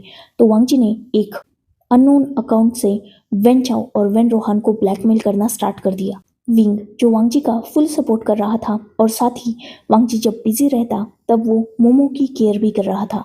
और सच में विंग पर अब वांगजी ट्रस्ट करने लगा था, क्योंकि विंग का बिहेव ही वैसा था। बट स्टिल कुछ बातें वांगजी को समझ नहीं आती थी, जैसे विंग की पर्सनालिटी जो उसके सामने कुछ और रहती थी और दूसरों के सामने कुछ और। विंग बहुत स्ट्रांग था, इंडिपेंडेंट था, पावरफुल था, पर वांगजी के सामने बोलने में वो आज भी हेजिटेट करता था। कोई भी बात वो बहुत सोच समझ के बोलता था, जैसे वांगजी से वो डरता हो, बट स्टिल वांगजी के सामने वो थोड़ा हेजिटेट ही करता था। खैर, वांगजी फिलहाल अपने गोल पर फोकस कर रहा था, जिस वजह से वो बाकी चीज़ों पर ज़्यादा ध्यान नहीं दे पा रहा था। इस दौरान विंग, जिसने मोमो को ना सिर्फ बहुत सारा प्यार देना स्टार्ट कर दिया था, बल्कि वो मोमो की अच्छे से केयर करता था और इवन उसने मोमो का किंडरगार्टन में एडमिशन भी करवा दिया था। इवन वो खुद मोमो को पिक करने जाता था, ड्रॉप करने जाता था और हमेशा किंडरगार्टन के बाहर कुछ बॉडीगार्ड्स रहते थे मोमो की सेफ्टी के लिए। मोमो को लेकर वांगजी बिल्कुल जैसे बेफिक्र हो चुका था। क्योंकि विंग पूरी तरीके से मोमो की रिस्पॉन्सिबिलिटी उठा चुका था। उसे ठीक से खिलाना, उसे ठीक से सुलाना, उसकी हर चीज़ का ध्यान रखना, विंग हर चीज़ को अच्छी तरीके से फॉलो कर रहा था। इवन विंग वांगजी का भी अच्छी तरीके से केयर करता था। वांगजी जब काम करते करते अपना खाना स्किप करता था तो विंग खुद उसे फूड देने जाता था, और जब तक वांगजी फूड कंप्लीट ना करे विंग वहाँ से हिलता भी नहीं था। वो वांगजी को अच्छी स्लीप लेने के लिए बोल रहा था, टेंशन फ्री रखने की हर कोशिश कर रहा था, एक अच्छा एनवायरनमेंट वो क्रिएट कर रहा था ताकि वांगजी और मोमो जो भी उनके साथ ट्रेजेडी हुई थी उसे भूल जाए। कहीं ना कहीं वो सक्सेसफुल हो भी चुका था। 2 ही महीने में मोमो बहुत कुछ भूल चुकी थी। इवन अब वो विंग को ही अपना फैमिली मेंबर मानने लगी थी। वो विंग को हैंडसम अंकल कहती थी। वही विंग वो वांगजी, मोमो और बिजनेस तीनों को भी अच्छी तरीके से संभाल रहा था। साथ ही मोमो का किसी फैमिली मेंबर की तरह ख्याल रखता तो वांगजी का स्ट्रॉन्ग सपोर्टर बनता, और बिजनेस में वो एक स्ट्रॉन्ग बिजनेस टाइकून बन चुका था। सच में विंग परफेक्ट था, और वांगजी जो कभी कभी विंग के बारे में सोचता तो कंफ्यूज भी होता और शॉक भी, कभी सरप्राइज भी होता तो कभी उसे अजीब भी लगता। आज 2 मंथ्स कंप्लीट हो चुके थे और वेन कॉरपोरेशन के बहुत सारे सीक्रेट लीक करके वांगजी ने वेन कॉरपोरेशन को बहुत सा नीचे गिरा दिया था। इवन पूरे बिजनेस वर्ल्ड में उसकी रेपुटेशन बुरी तरीके से रूलिंग कर दी थी वांगजी ने। बट अभी भी उसने डायरेक्टली वेन रोहान और वेंचाओ को डिस्ट्रॉय नहीं किया था, क्योंकि वो धीरे धीरे मारने में बिलीव करता था। एक ही साथ अगर मौत दे दे तो वो तड़पते कैसे। जैसे उन्होंने वांगजी को उसकी फैमिली से दूर किया है, मोमो को ऑर्फन बनाने में कोई कसर नहीं छोड़ी, वैसे ही वो भी वेन रोहान और वेंचाओ को एक रास्ता भी नहीं छोड़ना चाहता जहां वो भाग सके। वांगजी जो आज भी अपना काम कंप्लीट करने के बाद गार्डन में बैठा हुआ था। इवनिंग का वक्त था और सामने विंग मोमो के साथ खेल रहा था। कहीं ना कहीं उसे अपना आज पास्ट याद आ गया। 6 साल पहले जब वो 22 का था और विंग जस्ट 18 ईयर्स ओल्ड था। विंग एक फर्स्ट ईयर का स्टूडेंट जिसका कॉलेज में फर्स्ट डे था, और ऑब्वियसली फर्स्ट डे मतलब रैगिंग, सीनियर्स जूनियर्स की रैगिंग कर रहे थे और विंग उनकी नज़र में आ गया। विंग पहले से ही बहुत इनोसेंट ब्यूटीफुल था। वेचान से और कांसे सरन का बेटा होने के बावजूद भी उसमें ईगो और एटीट्यूड बिल्कुल नहीं था। इवन वो अपनी फैमिली के नाम का यूज़ भी नहीं करता था। उसे डाउन टू अर्थ रहना ही पसंद था। और वो बुलीज जो विंग की आइडेंटिटी नहीं जानते थे उन्होंने विंग को पकड़ लिया, और विंग जो सच में बस 18 ईयर्स का था और बहुत ज़्यादा ब्यूटीफुल था, वो पुलिस उसे एक क्लासरूम में लेके गए और वो उसके क्लोथ्स को खींचने लगे। देखा जाए तो ये रैगिंग थी, बट ये रैगिंग कुछ ज़्यादा ही एक्सट्रीम हो रही थी, क्योंकि किसी ओमेगा की डिग्निटी को ऐसे हर्ट करना बहुत ज़्यादा गलत था। विंग जो खुद को बचाने की कोशिश कर रहा था, इसीलिए वो हाथ पांव मार रहा था, चीख चिल्ला रहा था। और तभी क्लासरूम का डोर ओपन करके वांगजी वहां पहुंचा था, जिसने विंग की आवाज़ जस्ट रैंडमली सुन ली थी।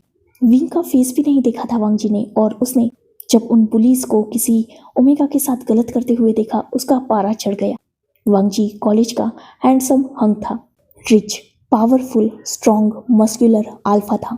तब वो फाइनल ईयर का स्टूडेंट था, एक कैंपस आइकन था जिससे हर कोई डरता था, क्योंकि उसका फैमिली बैकग्राउंड भी बहुत स्ट्रॉन्ग था और साथ ही वांगजी खुद भी बहुत स्ट्रॉन्ग और मस्कुलर था। अच्छों को वो अच्छे से पीठ पाट कर सीधा कर ही देता था। जैसे ही उन बुलीज ने वांगजी को देखा था, वो भी वांगजी को देखकर डर गए थे। उन्होंने विंग को तो छोड़ दिया और वो वहां से खिसक ही रहे थे, पर उनकी हरकतें देखकर वांगजी को गुस्सा आ गया, तो वांगजी ने वही सबको पीट दिया था। साथ ही उनकी कंप्लेंट करके उन्हें सस्पेंड भी करा दिया था कॉलेज से। वांगजी को तो याद भी नहीं था कि उसने विंग की हेल्प की थी।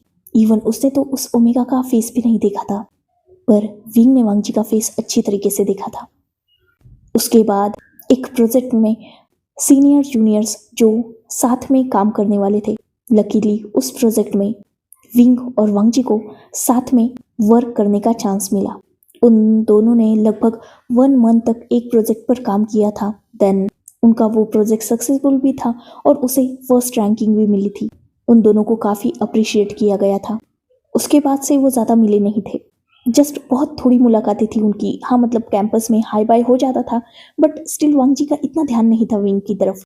वैसे भी विंग बहुत इनोसेंट सा इंट्रोवर्ट था और वांग जी कॉलेज का कूल गाय। वैसे तो विंग भी इंटेलिजेंट था, टॉपर था और वो भी बहुत ब्यूटीफुल था, तो बहुत सारे अल्फाज उसकी तरफ भी अट्रैक्टेड थे। बट स्टिल विंग किसी में ज़्यादा इंटरेस्ट नहीं दिखाता था। इवन वो तो शांत रहता था, उसके तो कोई फ्रेंड्स भी नहीं थे, जिस वजह से उसकी तरफ ज़्यादा अटेंशन नहीं थी। बस अल्फाज उसे पाना चाहते थे। बट बाद में जब सबको विंग की आइडेंटिटी पता चली थी तो सबने विंग से दूरी बना ली, क्योंकि ऑब्वियसली वी चांसे और कांसे सन बहुत ज़्यादा डेंजरस थे और वो अपने बेटे को लेकर कितने प्रोटेक्टिव थे ये बात भी सब जानते थे। और तब से विंग से सब डरने ही लगे और विंग से सब दूर रहने लगे। और विंग को ये पसंद भी था, उसे भी अपने आसपास ज़्यादा भीड़ पसंद नहीं थी, वो भी किसी का अटेंशन ग्रैब नहीं करना चाहता था। ये कॉलेज की बहुत छोटी सी मुलाकातें थी और उसके बाद आज जाकर कहीं वांग जी विंग से मिला था। कॉलेज छोड़ने के तुरंत बाद एक बिजनेस अलायंस के चलते वांग जी की फैमिली ने वांग जी की वेडिंग फिक्स्ड करा दी थी वेंचिंग के साथ। देन वांग जी और वेंचिंग की वेडिंग हो गई और लगभग 2 साल बाद ही उन्हें एक प्यारी सी बेटी हुई जो फिलहाल 4 साल की थी, मोमो। रही बात वांग जी और वेंचिंग के रिश्ते की, तो हाँ सब ठीक ही था।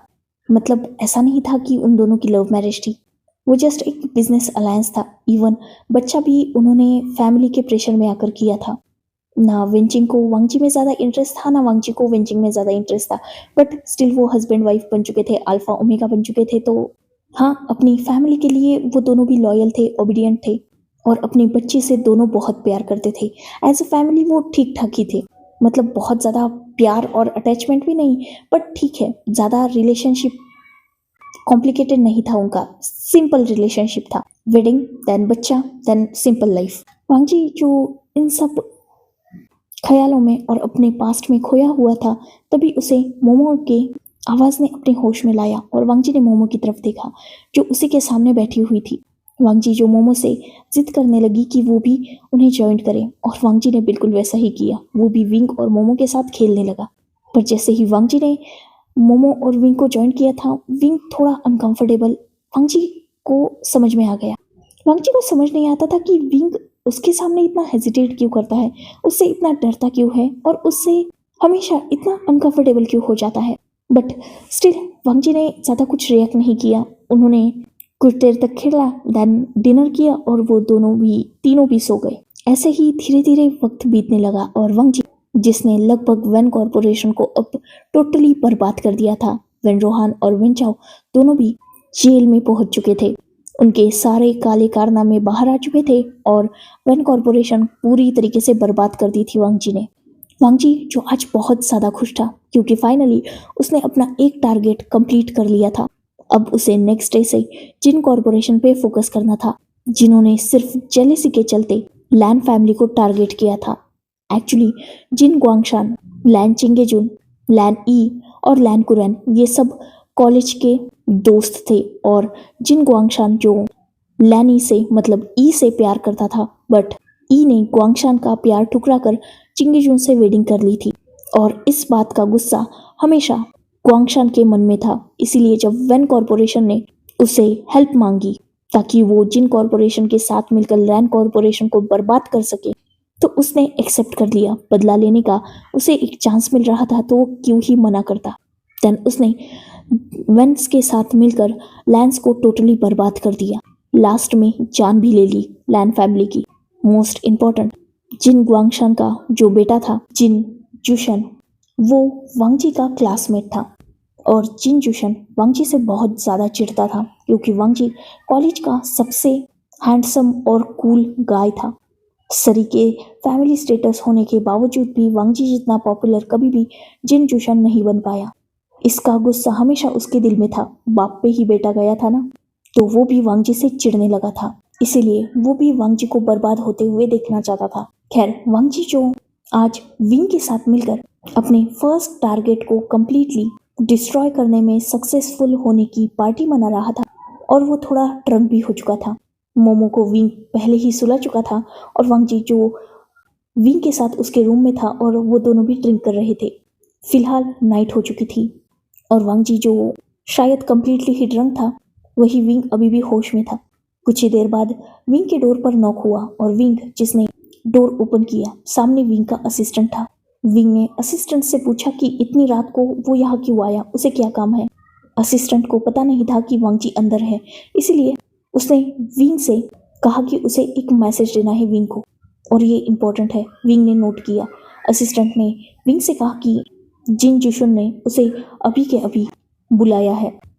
इस बात पर विंग ने एक लुक पीछे मुड़ के वांगजी की तरफ देखा, जो फिलहाल फुल्ली ड्रंक, शायद अनकॉन्शियस भी हो चुका था। देन विंग ने अपने असिस्टेंट की तरफ देखा। उसे बोलो कि फिलहाल पॉसिबल नहीं है, मैं कल उससे मिलने जाऊंगा। इस बात पर असिस्टेंट ने नोट किया और वो वहाँ से निकल गया। देन विंग ने डोर लॉक किया और वो वांगजी के पास गया। उसने वांगजी की तरफ देखा। देन उसने मेक श्योर किया कि वांगजी सच में अनकॉन्शियस है क्या। हाँ, वांगजी सच में अनकॉन्शियस था। देन विंग ने वांगजी को अपने सपोर्ट से उठाया और वो वांगजी को उसके रूम में लेके गया था। उसने वांगजी को लेटा दिया। देन वो वहाँ से बाहर आया। देन वो भी अपने रूम में जाकर सो गया था। नेक्स्ट डे, फिलहाल इवनिंग थी और विंग जिसने वांगजी और मोमो के साथ डिनर कंप्लीट किया। देन उसने मोमो को सुला दिया और वांगजी से कुछ बातें की। देन वांगजी भी अपने रूम में सोने जा चुका था। विंग भी अपने रूम में गया और वो रेडी हुआ। लगभग मिडनाइट को विंग जो वहाँ से निकल चुका था। कुछ ही देर बाद वो एक क्लब में पहुंचा। विंग को ऐसी जगहें पसंद बिल्कुल नहीं थी, बट आज यहाँ आने की उसकी मजबूरी थी। विंग एक प्राइवेट रूम में एंटर हुआ जहाँ पर जिन जुशुन मौजूद था।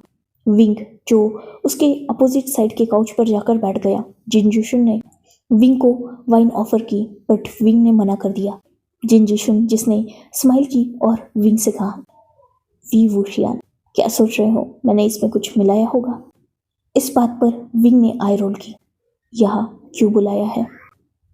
विंग का सवाल सुनकर जिशुन ने स्माइल की और एक वाइन का सिप लिया। विंग, कोई कमी है मुझ में या दुनिया में तुम्हारे लिए अल्फाज खत्म हो चुके हैं। ये सुनते ही विंग जिसे गुस्सा आ गया। Be in your limits Jishun. Jishun ने स्माइल की और वो ड्रंक था तो वाइन का ग्लास लेकर ही वो अपनी जगह से उठ गया। देन विंग के थोड़े करीब आकर वो बैठ गया। उसने विंग को बिल्कुल प्यार से देखा। विंग, क्या पड़े हो उस बेकार अल्फा के पीछे। नजरें उठाकर देखो तो तुम्हारे सामने 1000 अल्फाज कदमों में गिरे मिलेंगे। क्यों कर रहे हो उसकी हेल्प। छोड़ दो उसे, बेकार है वो।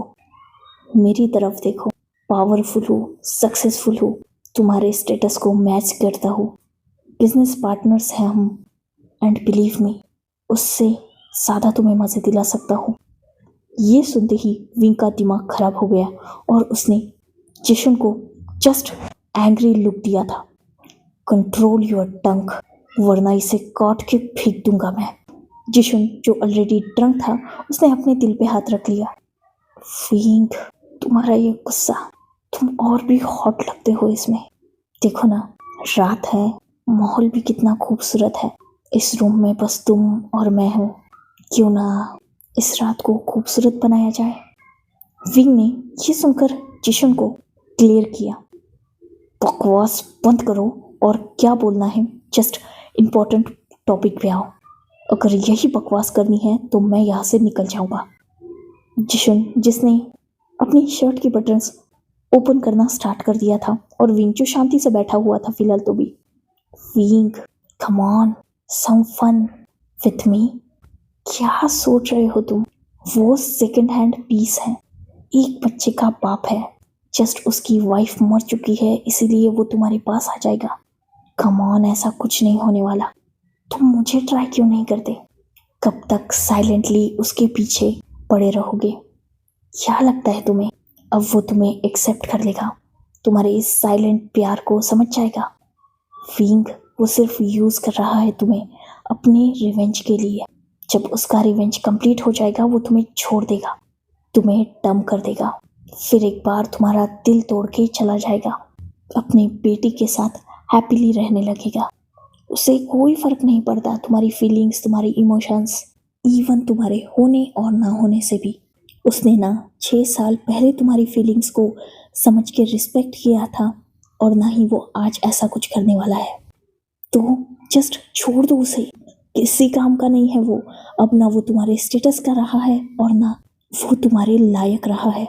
क्यों उसके बच्चे की नैनी बन रहे हो और उसे सपोर्ट कर रहे हो? देखो ना, हमारी तरफ भी मैं भी कुछ कम हैंडसम नहीं हूँ।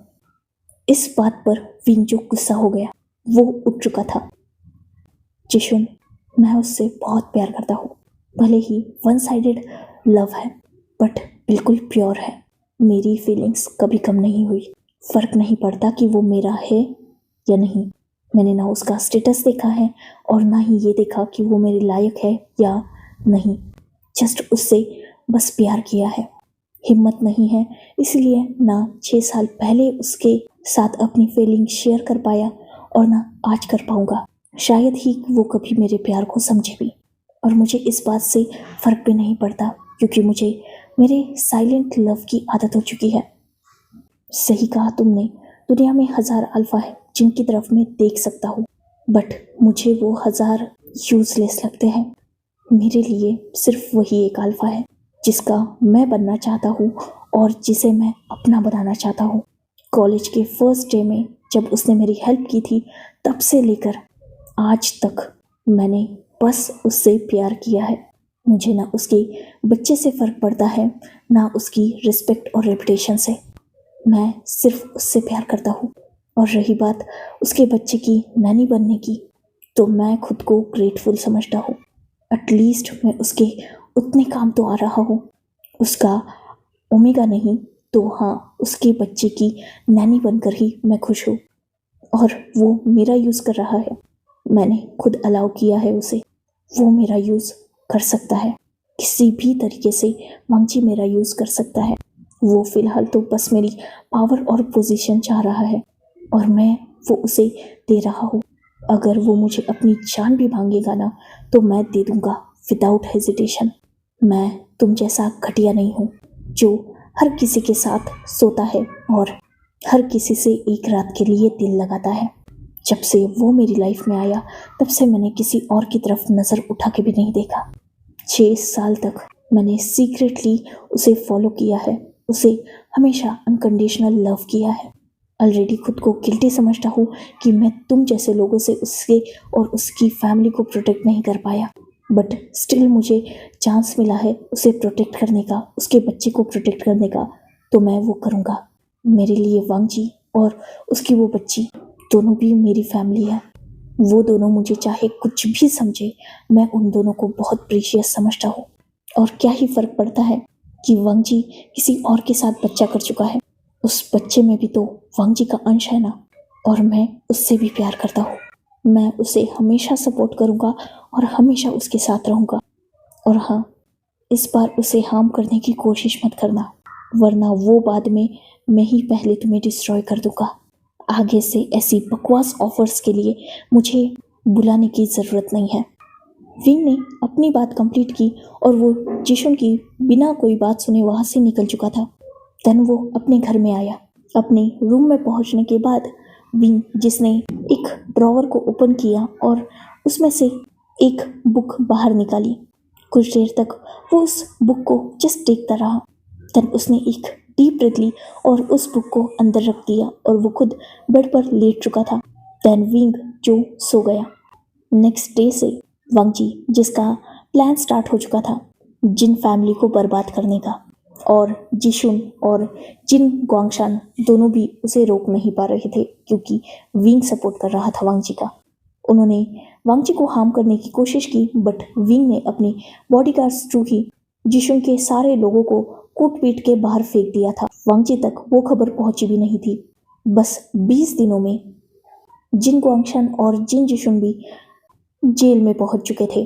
उनके खिलाफ भी सारे एविडेंस रिलीज हो गए और जिन कॉरपोरेशन भी बुरी तरीके से कोलैप्स हो चुकी थी। इवन सबको ये भी पता चल चुका था कि लैन कॉरपोरेशन के बैंकरप्सी और कोलैप्स होने के पीछे उन चारों का हाथ है। इवन उन चारों पर लैन फैमिली के मर्डर का केस भी लग चुका था और उसके लिए वो long time, even lifelong jail में ही रहने वाले थे। फाइनली वांगजी को जो हासिल करना था वो उसने हासिल कर लिया था। उसने अपना रिवेंज कंप्लीट कर लिया था और वो आज बहुत ज़्यादा खुश था। वांग जी जो विंग से मिलने उसके रूम में गया, बट विंग फिलहाल रूम में नहीं था। उसने एक सर्वेंट से पूछा तो सर्वेंट्स थ्रू उसे पता चला कि विंग एक इम्पोर्टेंट मीटिंग के लिए अचानक वहां से जा चुका है। शायद वो इवनिंग तक आ जाएगा। इस बात पर वांग जी ने नोट किया और वो फिर से विंग के रूम की तरफ निकल चुका था। देन उसने विंग के रूम को चेक करना स्टार्ट किया। कुछ ही देर बाद वांग जी जिसके हाथ में एक डायरी थी और वो उस डायरी में जो कुछ भी था उसे पढ़ रहा था। वो वही विंग के बेड पर ही बैठ चुका था। आंखों में हल्के से आंसू आ चुके थे उसके। एक letter for my silent love Lan Wangji. If someday our path cross again, I hope I will finally have the courage to tell you what my silent couldn't. अगर कभी हमारी राहें फिर से मिली तो उम्मीद है मेरी खामोशी की जगह मेरी हिम्मत बोलेगी। अगर कभी हमारी राहें फिर से मिली तो उम्मीद है आप मेरे उस वर्जन से मिलो जो आपसे प्यार करने से डरता नहीं और ना ही बोलने से डरता है। I hope your happiness want depend on knowing how much I love you. I hope कि अगर हम दोबारा मिले तो मैं तुम्हें ये बता सकूं कि तुम वो इकलौते इंसान थे जिसे मेरे दिल ने चुना था। काश मैं इतनी हिम्मत जुटा पाऊँ कि तुम्हें बोल पाऊँ। तुम वो इकलौते इंसान हो जिसे मेरा दिल कभी नहीं भुला सका। If someday our path cross again, perhaps my eyes will finally tell you what my lips never could. Maybe someday you will read this letter, but by then my heart would have already learned to love you in silence. मेरा दिल तुम्हें silently प्यार करना सीख चुका है। तुम मेरी लास्ट विश हो जिसे मैं हर रोज गॉड से चाहता हूँ। तुम सिर्फ मेरा प्यार नहीं मेरा सब कुछ हो। मैं आज तक ये समझ ही नहीं पाया कि तुम्हें किस नाम से पुकारूं। शायद यही रीज़न है कि ये लेटर तुम्हारे पास ना होके इस बुक में है। मैंने कभी कोई हक नहीं चाहा तुमसे। शायद तुम्हें पता भी नहीं कि तुम क्या हो मेरे लिए, पर फिर भी तुम्हें खामोशी से चाहने का हक मैंने खुद को दिया है। मैं तुम्हारा साथ कभी नहीं बन सकता, पर तुम्हारा साया बन के हमेशा तुम्हारे साथ रहूँगा। जब भी तुम्हें मेरी ज़रूरत होगी, बिलीव मी, मैं वहाँ हूँगा। वो लेटर जिसे पढ़ के वांग जी की आँख से आंसू रुक नहीं रहे थे। जब वो दुनिया के पीछे भाग रहा था तब कोई था जो बिना किसी उम्मीद के बस सच्चे दिल से उससे प्यार करता था। जिस इंसान ने उससे कभी कुछ नहीं चाहा, पर जब वांग जी को उसकी ज़रूरत पड़ी सच में विंग वहाँ था। वांग जी जिसने वो बुक बंद कर दी और वो उस रूम से बाहर आ चुका था। लिविंग हॉल में बैठा हुआ था। वो बहुत कुछ सोच रहा था। 1 मंथ पहले की जिशुन ने विंग से जो भी बातें कही थी उस क्लब में, वांग जी ने वो सब कुछ सुनी थी। जिस रात विंग का असिस्टेंट विंग को जिशुन का मैसेज देने आया था, उसी रात वांग जी ड्रंक नहीं था, वो होश में था और उसने सब कुछ सुना भी था। बट विंग के सामने उसने ऐसा प्रिटेंड किया कि वो ड्रंक है। रीज़न सिंपल था, वो विंग का प्लान जानना चाहता था क्योंकि विंग के मोटिव को लेकर वो भी कंफ्यूज था। पर जब जिशुन की बातें उसने सब सुनी थी तब जाकर उसे पता चला कि विंग उससे प्यार करता है, अनकंडीशनल लव करता है। देन उसने विंग को ये लेटर पढ़ते हुए भी देख लिया था, पर तब वो विंग के रूम में नहीं आया। उसने जस्ट देख लिया कि विंग ये बुक कहाँ रखता है और तब से वो चांस ढूंढ रहा था कि कब वो जाए और विंग के पास वो जो कुछ भी है वो देखे। और आज जाकर उसे वो चांस मिला था जब विंग उसके रूम में नहीं था। उसने वो पूरा लेटर पढ़ा जिसमें सिर्फ वांग जी ही वांग जी था। उसे बिलीव नहीं हो रहा था कि कोई उसे इस हद तक भी चाह सकता है। 1 मंथ से वांग जी का विंग की तरफ देखने का नजरिया बिल्कुल बदल चुका था। आज उसे समझ में आ रहा था कि क्यों विंग उसके सामने हेजिटेट करता है, क्यों विंग उससे थोड़ा डरा रहता है। क्यों हर बात बोलने से पहले विंग सोचता है, क्योंकि विंग को डर है कि कहीं वांग जी की नज़र में वो गलत ना बन जाए, या शायद उसका इंटेंशन, उसका प्यार, उसकी चाहत वांग जी के सामने ना आ जाए और वांग जी उससे डर ना जाए। शायद वो साइलेंट लव जो विंग बस अब तक अपने तक रख रहा था, वो डर रहा है कि वांग जी के सामने आने से कहीं वो वांग जी के सामने ही ना आ जाए। 1 मंथ से वो विंग की हर छोटी बड़ी बात को नोटिस कर रहा है, वो विंग को नोटिस कर रहा है। कहीं ना कहीं वो भी खुद को रोक नहीं पाया है, विंग की तरफ अट्रैक्ट वो भी हो चुका है। समझ गया है वो विंग को देखकर सच्चे प्यार के मायने। वेंजिंग से उसने अपनी फैमिली की वजह से वेडिंग की, उन दोनों का एक बेबी भी हुआ, बट स्टिल वांग जी ने कभी भी वेंजिंग को लेकर वैसे फील नहीं की जो उसने विंग को लेकर फील की है, क्योंकि उनका रिश्ता कहीं ना कहीं फैमिली प्रेशर की वजह से हुआ था। वो जस्ट उस रिश्ते को काट रहे थे, उसे निभा नहीं रहे थे। उनके रिश्ते में वो प्यार नहीं था जो प्यार वांग जी ने विंग से फील किया। भले ही विंग बोले ना, उसके पास ना आए, बट स्टिल वांग जी को विंग का प्यार फील हो रहा है। और आज जब उसने वो पूरा लेटर पढ़ा, तब तो वो और भी ज़्यादा विंग के करीब हो चुका है। वांग जी जो ये सब कुछ सोच ही रहा था, तभी उसकी नज़र डोर की तरफ गई जहाँ से विंग एंटर हो रहा था।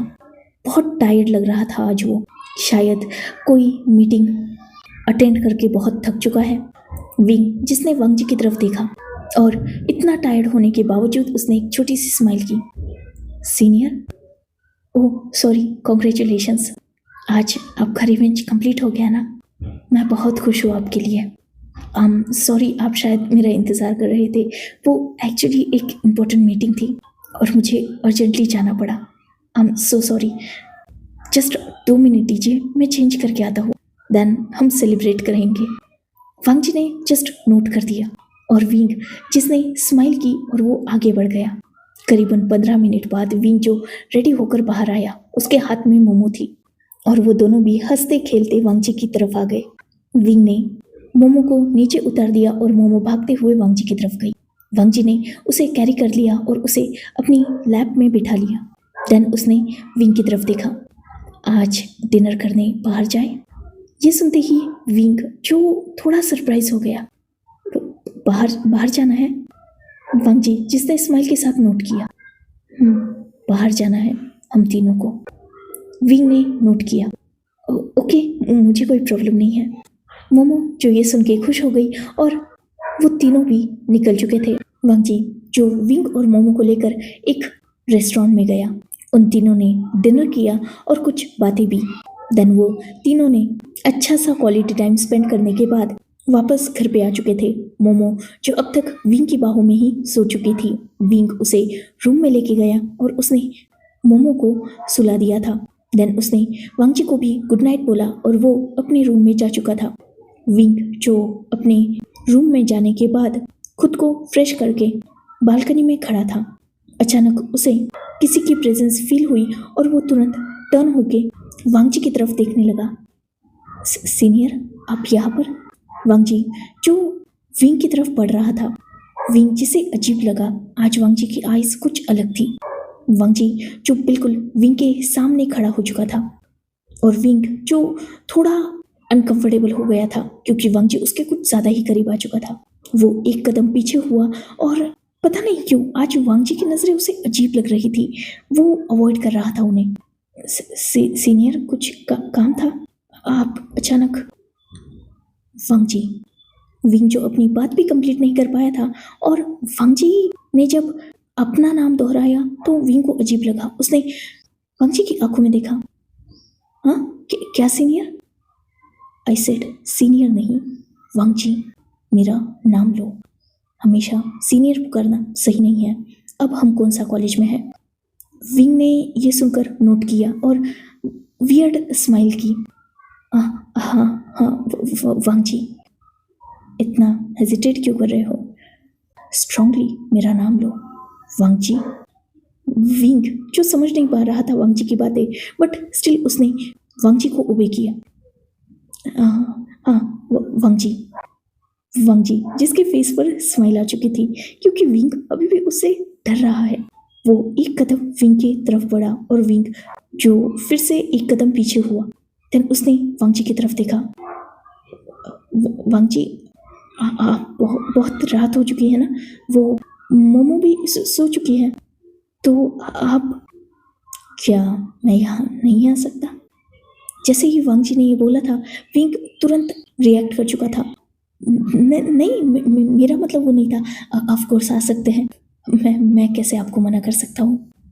जैसे ही ये बात विंग ने बोली थी, वांगजी जिसने सस्पिशियसली विंग की तरफ देखा।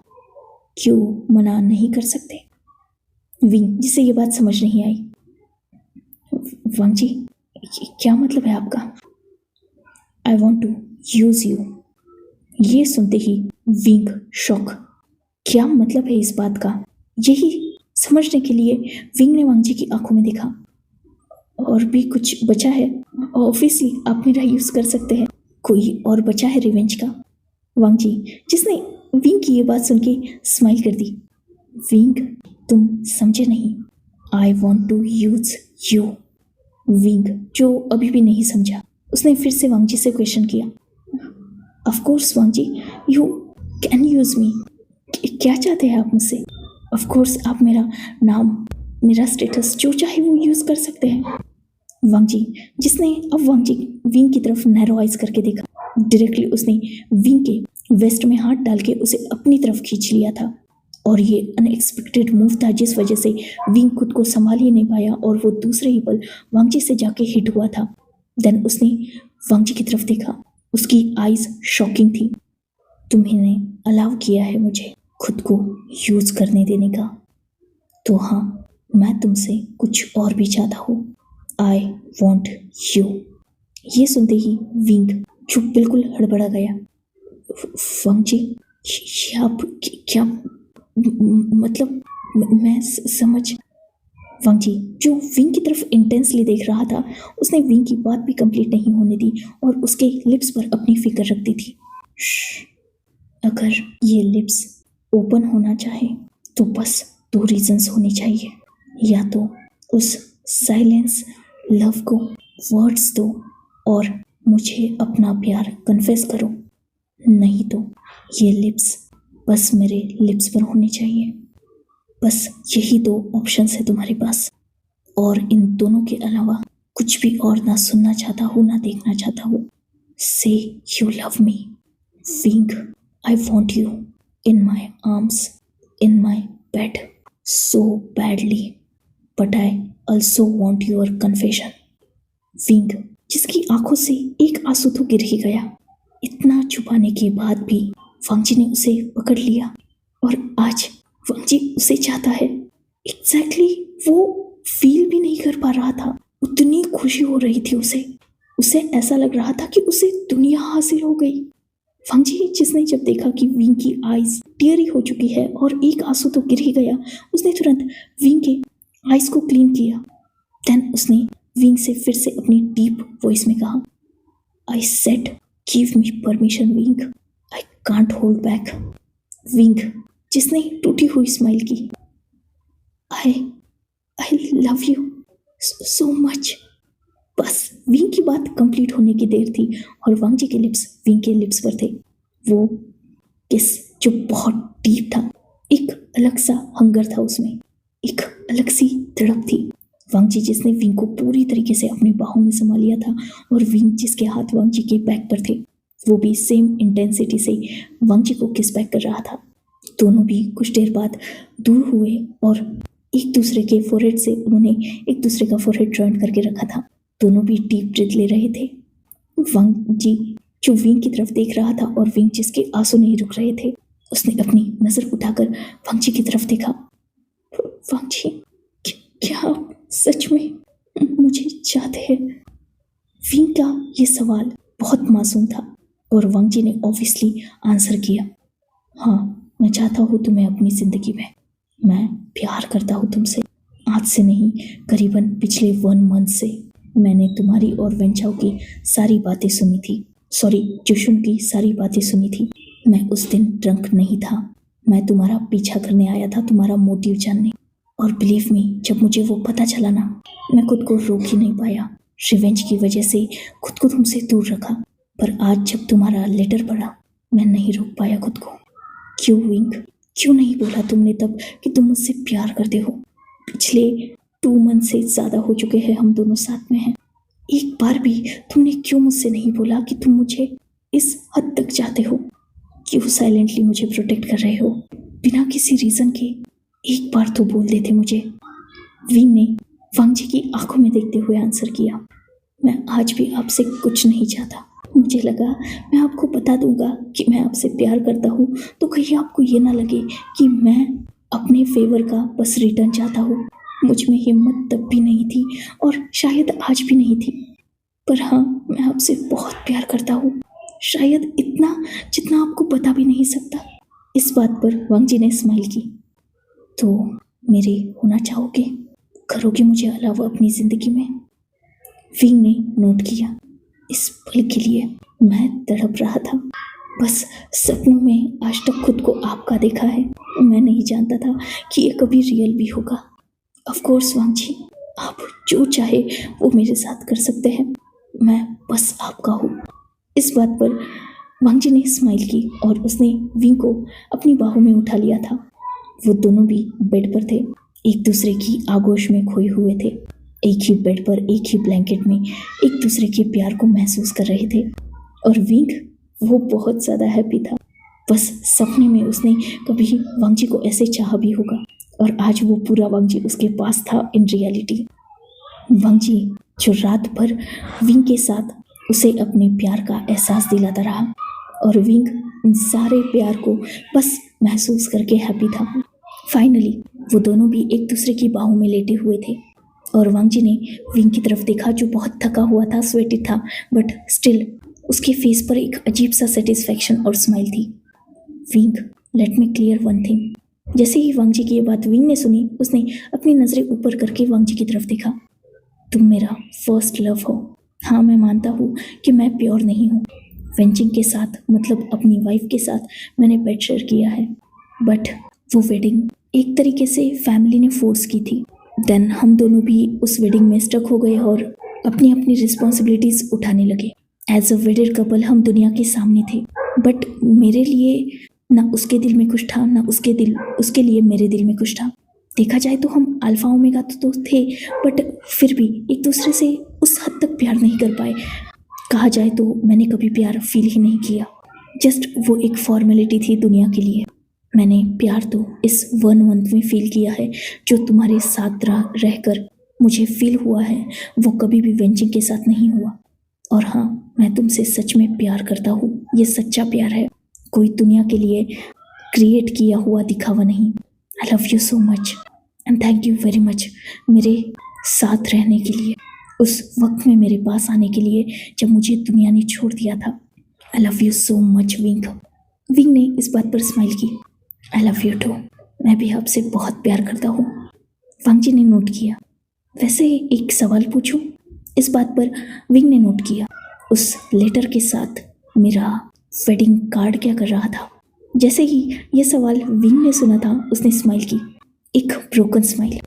वो वेडिंग कार्ड जो मुझे मेरे फादर ने दिया था, आपकी वेडिंग की न्यूज़ भी मुझे मेरे फादर से मिली थी। वो वेडिंग कार्ड मैंने उस लेटर के बाद इसलिए रखा था ताकि जब भी वो बुक मैं ओपन करूं तो उस पेपर में, उस लेटर में जो मेरा प्यार है वो मुझे मजबूर करता था आपकी क्रेविंग करने के लिए। पर वो लेटर हटाने के बाद वो वेडिंग कार्ड मुझे रियलिटी हिट करवाता था कि आप मेरे नहीं हो, मैं खुद को संभाल पाऊँ, इसीलिए वो कार्ड रखा था।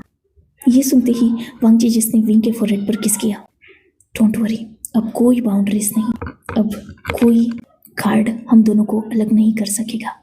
इवन अब उसमें हम दोनों का वेडिंग कार्ड इंक्लूड होगा। ये सुनते ही विंग ने स्माइल की। बट मोमो, क्या वो मुझे एक्सेप्ट कर पाएगी? इस बात का आंसर वांग जी ने दिया था। वो ऑलरेडी तुम्हें एक्सेप्ट कर चुकी है, उसे पता है कि मैं तुमसे प्यार करता हूँ और तुम उसकी न्यू मदर बनने वाली हो। ये सुनते ही विंग जो शॉक हो गया, वांग जी ने स्माइल की। मैंने ऑलरेडी उसे सब कुछ बता दिया, वो बहुत खुश है तुम्हें अपने मदर के प्लेस पर देखकर। विंग जो बहुत खुश हो चुका था उसने वांग जी को हग किया और वांग जी ने भी हग बैक किया। फाइनली उस साइलेंस लव को अब आवाज़ मिल चुकी थी। वो खूबसूरत पेयर कंप्लीट हो चुका था। वो सेफ प्लेस जो विंग की बाहों में मिली थी वांग जी को और वांग जी की बाहों में मिली थी विंग को। इसी ब्यूटीफुल मोमेंट पर ये फैन फिक्शन ख़त्म होता है। प्लीज़ प्लीज़ प्लीज़ मुझे बताना कि आपको ये फैन फिक्शन कैसा लगा। If you like my explanation, like, share and comment. Also hype my video. Goodbye, take care, enjoy your beautiful life.